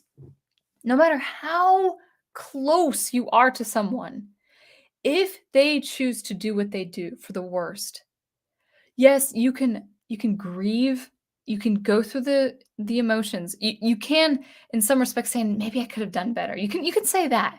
You can say things like that. But at no cost is it or at no in no way, I should say, is are their actions pinned solely on you? What is this Vader deflecting blame on someone else? Now, I know a bad guy does that.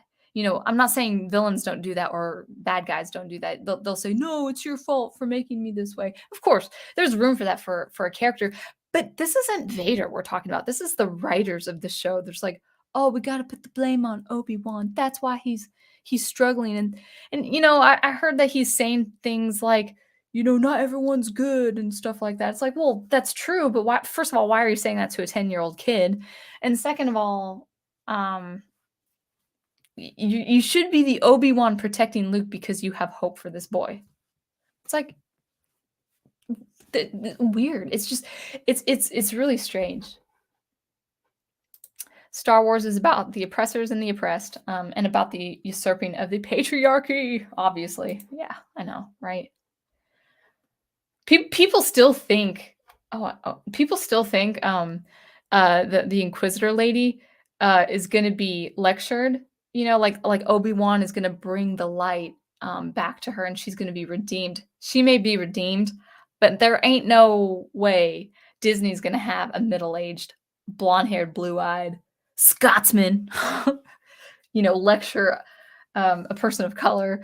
And I hate to be political, but they put that on us. There's no way. It's like she's gonna be redeemed on her own terms, and she's gonna fight her inner demons, and she's gonna be a good guy, and she's gonna save Obi-Wan.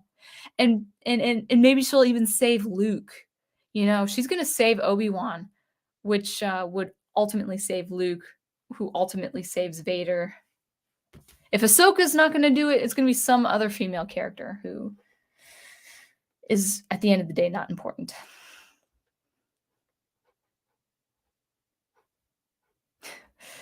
Let's see. My wonderful process. They've already established the Jedi as the oppressive, corrupt patriarchy with their Mary Sue Ahsoka arc, so Kenobi must pay for his man penance.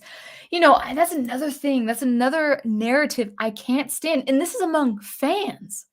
This is a misconception among fans. It's like, oh, the Jedi, they were always corrupt, or they have the propensity of being corrupt. It's like not when you understand what Star Wars means.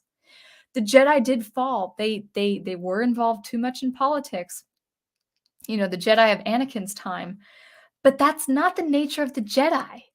That's not the nature of the Jedi to pursue, you know, they had their shortcomings, but they were still ultimately trying. Ultimately, they were trying to achieve the good. We got that with Qui-Gon. We did, well, Filoni's trying to mess up Yoda's character probably with the Clone Wars. I mean, he got some things with Yoda right, but there were some things I just like, no, this can't be Yoda. At least as far as I remember. Yeah, it's like, no, Mace Windu was a good person. Yoda was a good person. Obi-Wan was a good person. For their shortcomings, they were still trying to maintain the light. Even though Palpatine got his way in the end, you know, until Luke Skywalker, of course. But it's like, yeah, stop. Star Wars, you fans out there that call yourselves fans, stop saying the Jedi were corrupt, okay? They had their shortcomings, they had their failures, but they're not corrupt. Okay? Stop with that. Stop with that nonsense. Sorry. Now I'm going on Star Wars rants again. I told myself I wouldn't.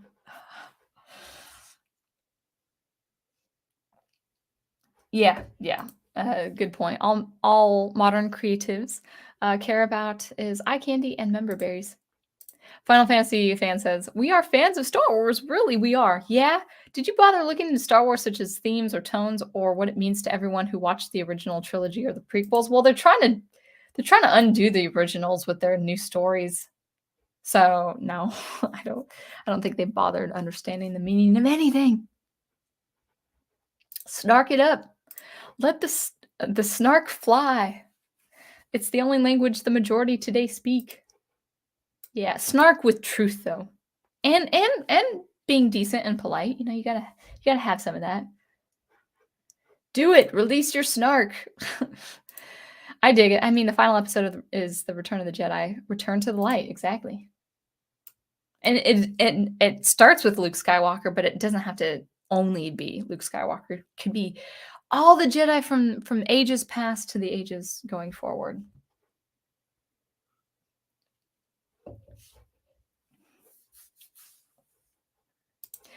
You can't bring back the light when you're dim. Well, you can come back to the light even if you're struggling. That's the thing.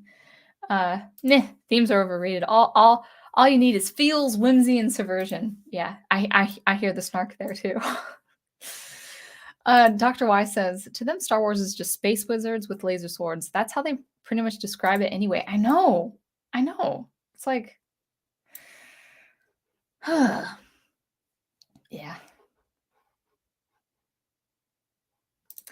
Well, and Smeagol, a character who, despite all appearances, had a part to play.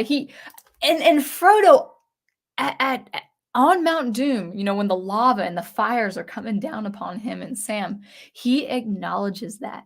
He acknowledges that Gollum, at the end of it, had his part to play, and for that we have to acknowledge. He's released from the Power of the Ring's influence, and he's like, we still should pity him and accept that he, as vile as he was, he had his part to play. Without him, without Gollum, Frodo would have taken the ring for himself. Without Sam being there, Frodo would have failed along the journey. Yeah. The great eyeball of fire. You bow to no one. I do want to incorporate more biblical themes in my work without preaching, of course. I'll leave that to the pastors. I mean, the thing is, like, biblical themes aren't preaching. You can do it in such a good way. Like, I won't touch Christian fiction with a 10-foot pole. I can't speak tonight. I don't know why. Maybe it's my sinuses or my brain. Yeah, I won't touch Christian fiction. I mean, if someone recommended saying, "Hey, this is not like any other Christian fiction," you should give it a chance. If it's well written, if it's a good story with great characters, that's fine. But I don't like Christian fiction as a genre. But I do like biblical undertones. I think those are very, very important. I think we need to establish with our art a tier for those who believe, who are Christian, or at the very sense religious, like have a religious understanding of things. We do need to establish a tier of the good, of the wholesome, the good, the true, and the beautiful. And with undertones or overtones or tones or themes that are biblical, that's fine. That's absolutely fine. And it won't come off as preaching either. Oh, that's a very interesting point, Owen. Dune is what the Star Wars prequels should have been more like. I've got to check something real quick. Okay.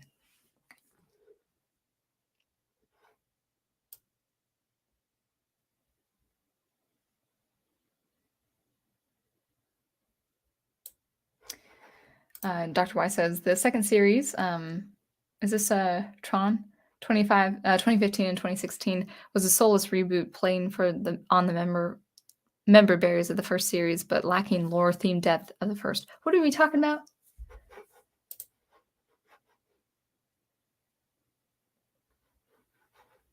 Oh yeah, the original Clone Wars with commentary. It's very enlightening. Yeah, I probably should. All right, I'm going to scroll down just a little bit.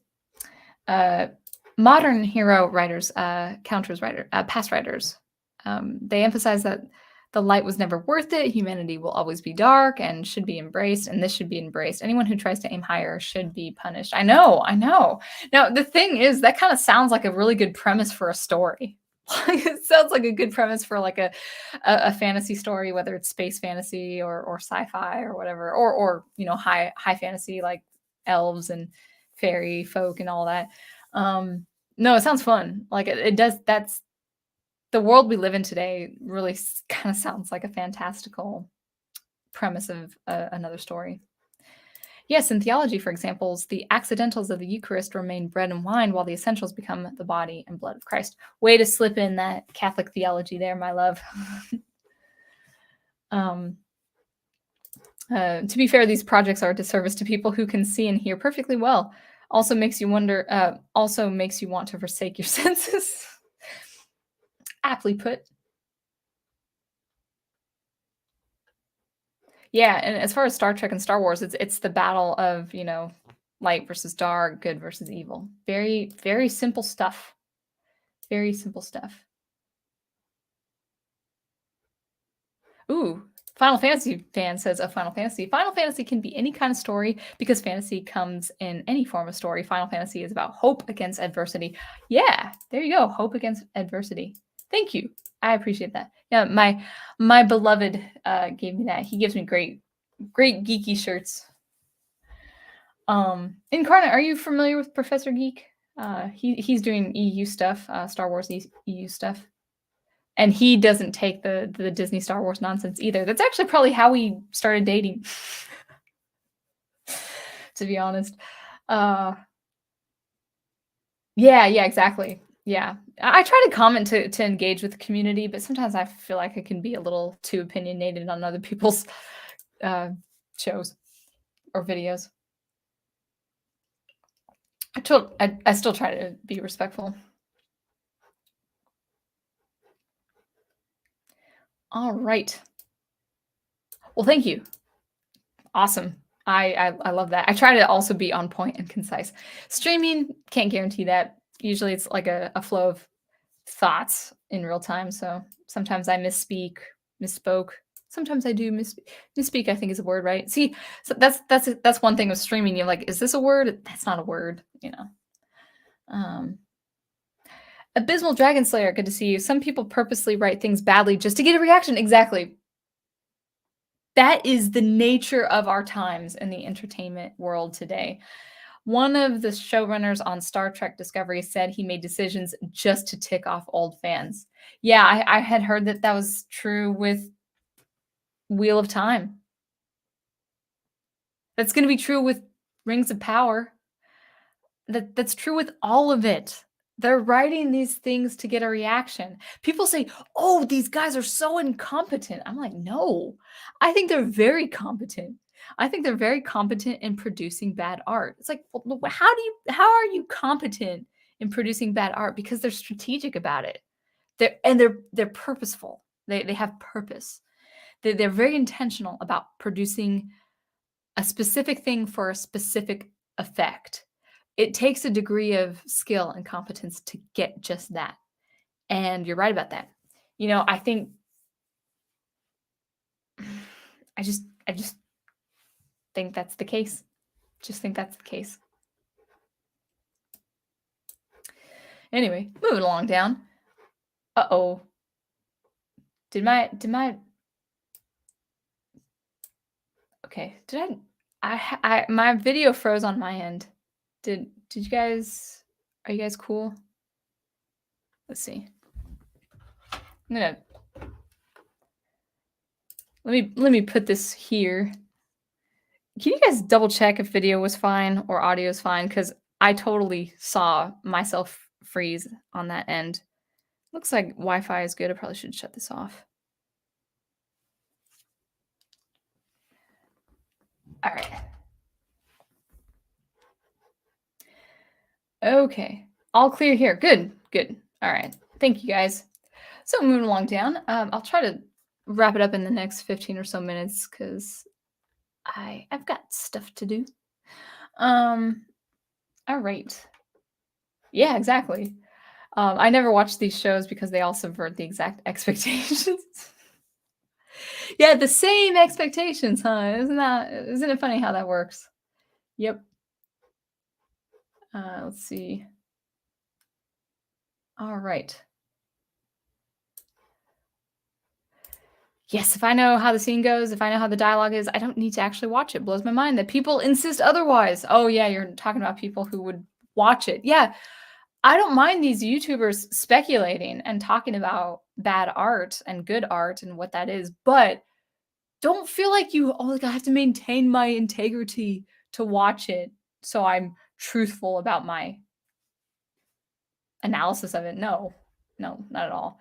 If you know enough about the good stuff, like I know enough about good Star Wars to know where I can counter with the new stuff, never watching this stuff. Anyway.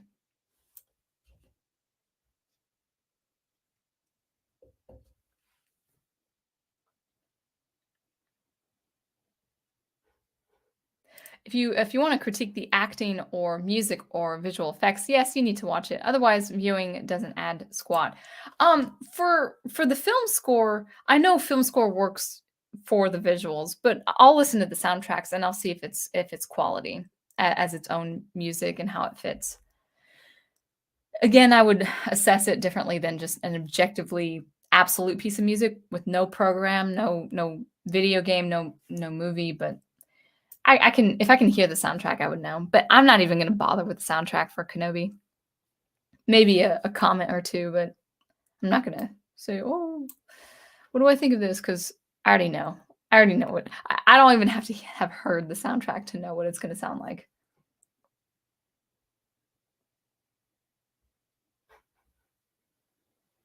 Yeah, all they do is make me mad, exactly. Why would you do something that adds that increases your blood pressure? Man, I can't speak today. I have no desire to watch anything from Disney Star Wars, New Trek, aptly named, or any of the recent adaptations of popular works. Yeah. I guess we're not fans then. No, we're not. Yes, Prof gets his theme of his channel is consume stories responsibly. Don't consume trash just because it's new, but many simply can't walk away. They are addicted to being fans. Incarnate, was it you or the other guy who responded to my comment on Night's Watch, the video? I can't remember if it was you. But either you or and go ahead and clarify, but I'll just say it was you until you correct me. If it was you, you made a really good point that people want change in the entertainment industry, but they're not willing to make the sacrifice. You know, the people on YouTube are not willing to lose money on their channels, and they're not willing to use views on their channels, and they're not willing to stop watching this stuff because bashing new content is entertaining. Admit it, and I admit that, okay? I confess that. Like, I can confess, "Oh my gosh, this releases a new, level of dopamine by being in a community that bashes bad art." I get it, I get it. But the sacrifice is, can you withdraw? Can you abstain from, if you're a YouTube channel with a huge following who people lean on your every word, can you abstain from watching it? And can you graciously ask other people to abstain and thereby giving Disney not relevance and fuel, but irrelevance? But people are not willing to make that sacrifice. They want their views. They want to grow their YouTube channels and they want to get their super chats and stuff like that. I hate saying that. I hate saying that because I feel like if my video or if my channel was monetized, where would I be in that position? It'd be very, very tempting to make money off of YouTube by talking about this stuff. But you know what? I don't mind people saying, you know what, this is who I am. But don't complain about the bad art and don't complain how evil it is if you're not willing to make the sacrifice and abstain from watching it. People say, "I'm gonna be so mad if this happens." It's like Disney loves it. Disney loves your rage. Disney loves your outrage. Disney loves you getting so worked up. That's what they're going for. And they don't care that you're mad. They don't care that you're gonna say the worst things about them. They don't care. First of all, they think you're beneath them. And secondly, it's like, cool, more publicity for us. It's like, yeah. So I would really challenge, like, if I had the option of talking to these YouTubers, I would really challenge them saying, hey, you can talk about the show via speculation of what you're hearing and what you're reading, but don't watch it. Don't watch it, and just graciously encourage, or dissuade, I should say, graciously dissuade your audience also not to watch it, because you're not going to see the change with the YouTube industry. You're not going to see the change you want to see with Disney with the current YouTube industry. The more you want your views and the more you want your ad revenue, the more you're going to fuel Disney's purpose and intention. The more you're going to fuel their fire. The more that they will never stop doing their wickedness. The people over at Disney will never stop from their blatant evil and wickedness, so long as people keep giving them free publicity. Now, people could say, Michelle, you're doing the same thing, or Sound Engraver. My name isn't Michelle, it's Sound Engraver. You can call me Michelle. You're doing the same thing. I was like, well, yeah, but I'm not watching the shows and I'm not monetized, so I don't have a greedy incentive. But I also talk about what people are, how they're behaving. They're like, down with Disney. It's like, you can't help yourself. It's like, no, we gotta watch this show so you don't have to, guys. Oh, we're going through so much torture. This show is so terrible. We're going through so much torture. It's like, you're enjoying this, and your audience is too. Anyway, I gotta move on.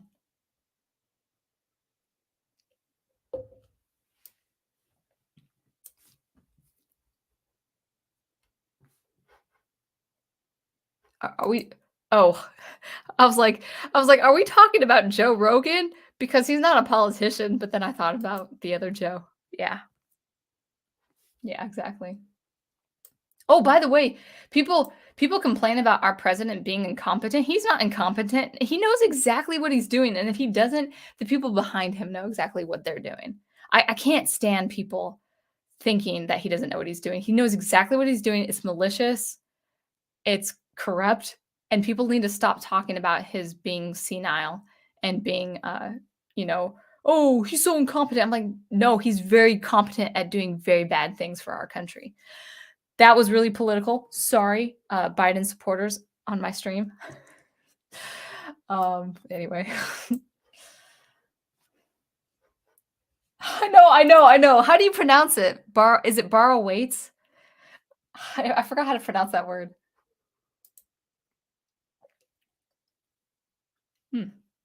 Just ran out of water, so I got to get through this. All right.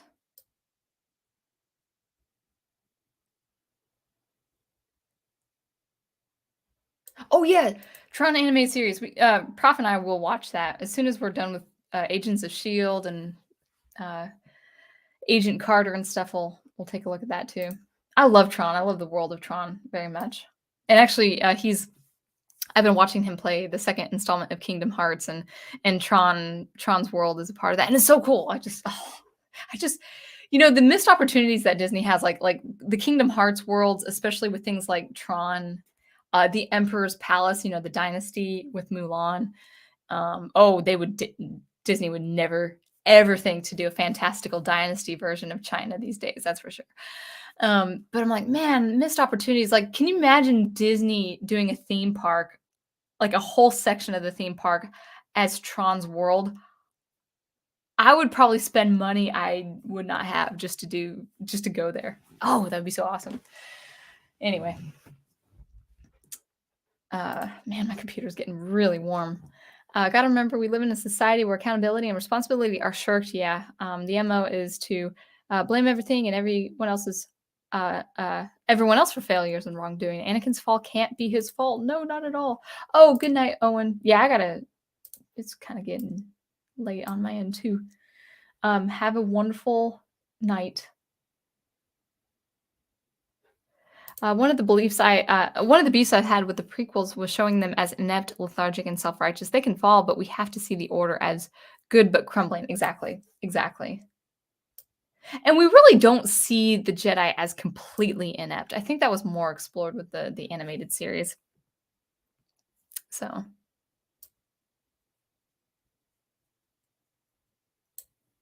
well, actually, Gigawatt. Here's the thing. I'm not watching the show, but here's my prediction. Obi-Wan. Oh, I'm sorry. I misread that. Sorry. You are right. Riva or Reva, whatever her name is. I hate that it's pronounced Riva with just one E. That it's not supposed to be. Okay, anyway, that's a nitpick. Reva is going to be the one to show Obi-Wan the error of his ways. If it's not her, it's going to be some other character. Maybe it's going to be the child Leia. I just it would not surprise me if there was like a line where either Leia or some other character said, "Oh, what are you doing? You got to go back to Tatooine and protect this other Force user. There's another Force user that could become the Jedi. You gotta go, Obi-Wan. Go. Don't care about me.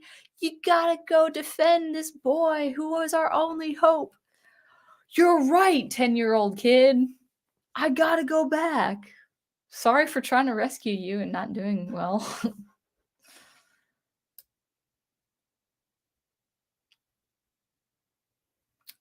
All right. Oh yeah, Incarnate, check out Professor Geek. He is presenting a lot of stuff with the EU. He's already done book studies on the Thrawn trilogy and the Darth Bane trilogy and other great points. He did the Kenobi series. He's doing Shatterpoint with the story of Mace Windu, not this week, but starting next week. So it's gonna be good stuff. Gonna be good stuff. He promotes the EU. Oh, and also Matt Wilkins too. I don't know him personally, but he's friends with the professor, and yeah, good. All right.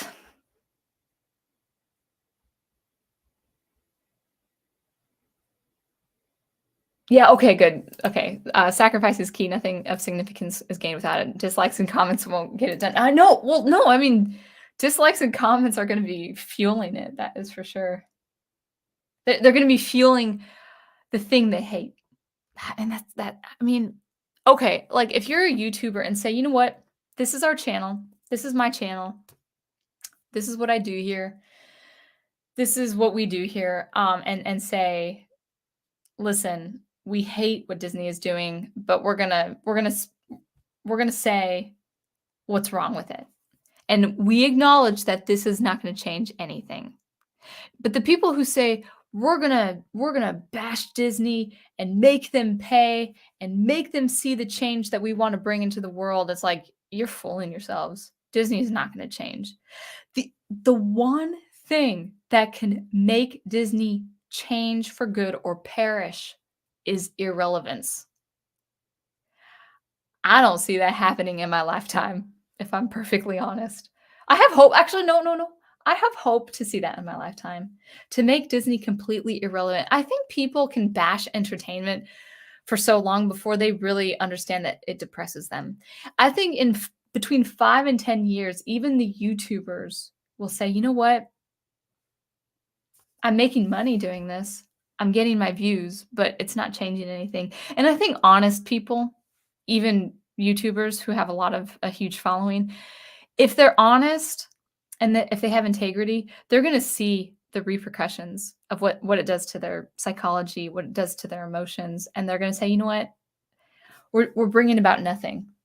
We're fueling Disney with our responses. We got to actually let Disney go. We got to do a complete withdrawal. We can't touch it. We can't watch it. And you know what? Maybe we can't even talk about it. But that's not going to happen probably for another 5 to 10 years. And even then, Disney will not be irrelevant. Why? Because they're doing all these political shenanigans that get people talking about them again. Now, there might be good things like I don't like government regulations, but if there's some things that have to be dealt with, like what we were seeing with Florida and stuff, I guess that's okay. I'd have to look into that before I would give my whole complete agreement or disagreement, whatever the case is. But you know, Disney is going to pull publicity stunt after publicity stunt after this. This whole Kenobi controversy, they're going to keep doing it. We're going to keep reacting to it. Well, I'll try to be good, but they're going to keep doing it. They're going to get their reaction. They're going to get their money. They don't have to pay any money for marketing because they got the reaction. They stuck it to those people again. Ha ha! And they triumphed. They won. Disney won. And I hate to say this. I was thinking about doing this as a separate video, but I'll just say it in a very short, succinct way here. The fall of Star Wars is the fans' fault. It's not Disney's fault. Disney made it. They tried their hand with their political nonsense and they won. They would have lost if the fans just said no. It's like a kid, you know, like what do you see? When you see, let's say you're at a playground and you're seeing this, you know, 3-year-old or 4-year-old have like a temper tantrum. Tantrum. That's the word I'm looking for. And they're screaming and they're, you know, balling up their fists and they're kicking things, they're punching things and what does a good parent do?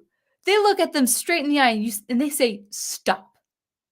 And then the kid will cast themselves on the ground and say, "Oh, woe was me. I'm being punished." But the parent says, "Stop." If fans just did that, if they said that to Disney, if they said, "Stop."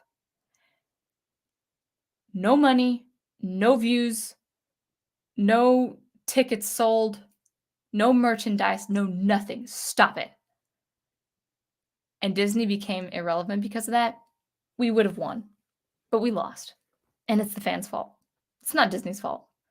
It's not Disney's fault for producing the evil that they wanted to produce because that was their plan. It's evil, it's wicked, and they'll have their own judgment and comeuppance in their own way, however long and far into the future. But the fall of Disney is fans' fault. Professor Geek said it a couple of years ago. We had the best time. We had that ripe time to say no during the pandemic. We had the time as fans to make them suffer. Now I don't have Disney Plus, so I didn't contribute to, you know, paying for anything, but we had the time in the pandemic for Disney, for Hollywood to suffer, to feel the squeeze, to feel the financial squeeze. But we didn't have the discipline. We didn't have the discipline. So I know that's really harsh. And I could take the blame too for, you know, talking about the bad writing of the Siege of Mandalore. I could take the blame. I can be held accountable for that. But the horrendous evil and nonsense that Disney gets away with is not their fault. We've allowed them to do that. It's the fans' fault. It's our fault. And we got to develop some sacrificial ability. We've got to build this capacity, this threshold for sacrifice, for personal sacrifice to say, I'm not watching it. And I think even for me, with talking about this on my YouTube channel, even though I'm not monetized or anything, I should actually have the discipline to say no too. And I'll think of other things to talk about too. But you know, for the YouTubers out there, you know, just remember you're fueling the fire by watching the stuff. At the very least, don't watch it. You could talk about it, but don't watch it. Don't do that to yourself. Don't do that to others. And that's all I have to say. Oh, I ran out of water. Okay, I'm going to go through this.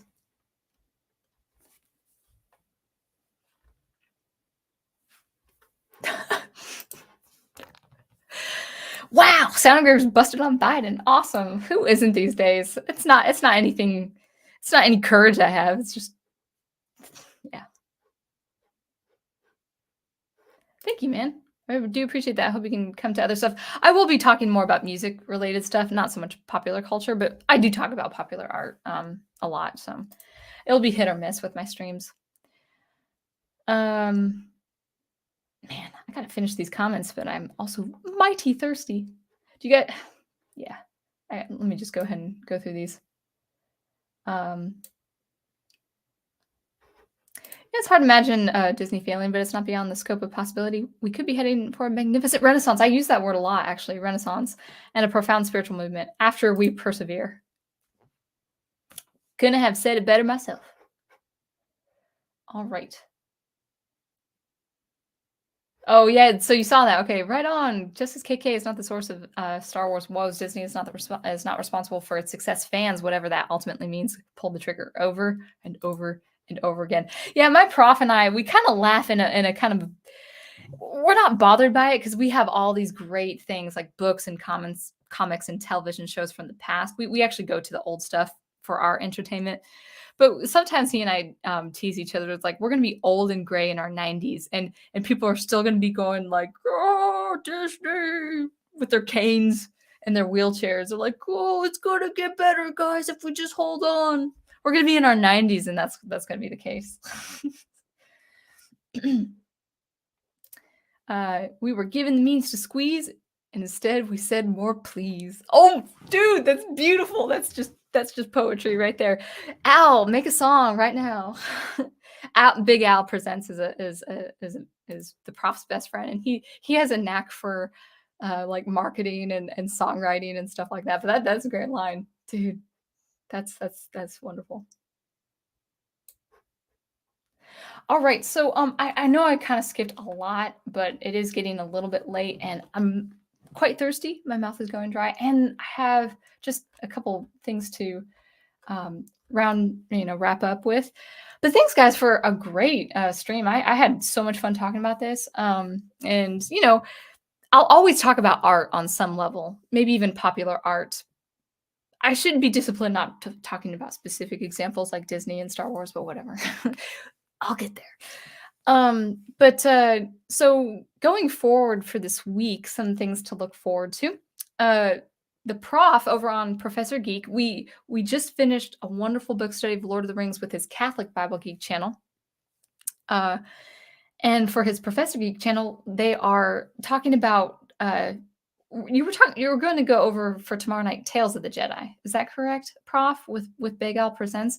And I know you were going to be discussing about the radio drama. So of the original trilogy, I think that's right. So if you wanted to clarify, but whatever it is, tune into his channel for tomorrow night's stream.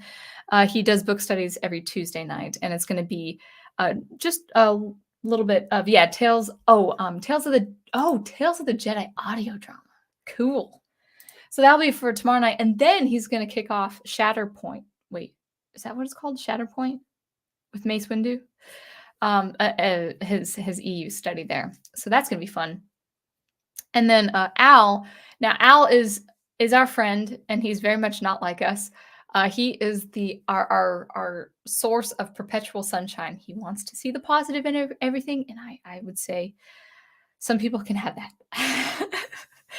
But still support him with his reviews, rants, and rambles, and his rewatches, whatever the movies are. I never can make it Saturday night, and that's okay. But he has his things throughout the week. He'll make a video, and then he'll also have his rewatches on every other Saturday, I think it is. So Big Al Presents is a channel also to look out for. And I feel like I need to say something more. Oh, dude, I want to kind of throw something at Big Al, though. I hope you don't mind, Big Al, if you're still watching. Sometime during the midday, whatever day it is, I teach on Wednesdays, so I'd try to catch it on Wednesdays if it's possible. But I think if you have the not gumption, that's the wrong word. If you have any source of inspiration to do this, I think it would be really cool to try it again.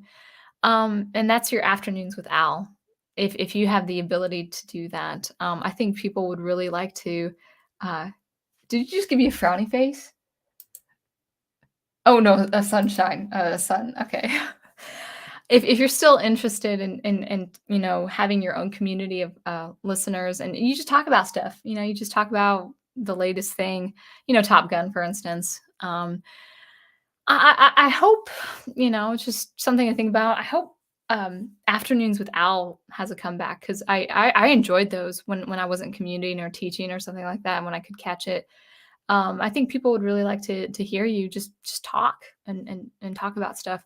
But I just wanted to throw that at you. I know I did that like publicly. I probably shouldn't have done that publicly, but I did. So anyway, inclination. Thank you. Like I'm much better with my vocabulary. I just had some blind spots when it came to my speaking today. So anyway, that's everything for me. Oh, one more thing. Sorry, one more thing before you guys go. I will be doing a video, a promo video, just 1 minute, and then I'm going to be doing a tutorial on how to read music notes on a music staff. I hope I'm using visuals. Hopefully, it helps people learn how to read music when they're just starting out to read music, just music fundamentals. And that will be a promo video, and it's just a lot to compile because I'm doing a minute promo with speaking and images and stuff like that. And then I'm doing the tutorial with a script and images, so it's taking a long time. I will be honest, guys, I will be doing SuperCollider stuff on my own, whether watching tutorials or stuff. I can't promise SuperCollider this month. I'm really busy with these promo videos for the month of June. They're music-related videos, but they are different from my Logic Pro SuperCollider stuff. So SuperCollider will probably resume publicly July or August. So hopefully that is good. Good. I hope so. But anyway, thank you guys so much for watching. Thank you for supporting your wonderful comments in the streams. I always appreciate those. You guys really do make this, all your input and your comments really make this streaming thing quite fun. So until I see you next, you keep producing, preserving, or promoting the good art you love, and I will catch you later. Thanks again.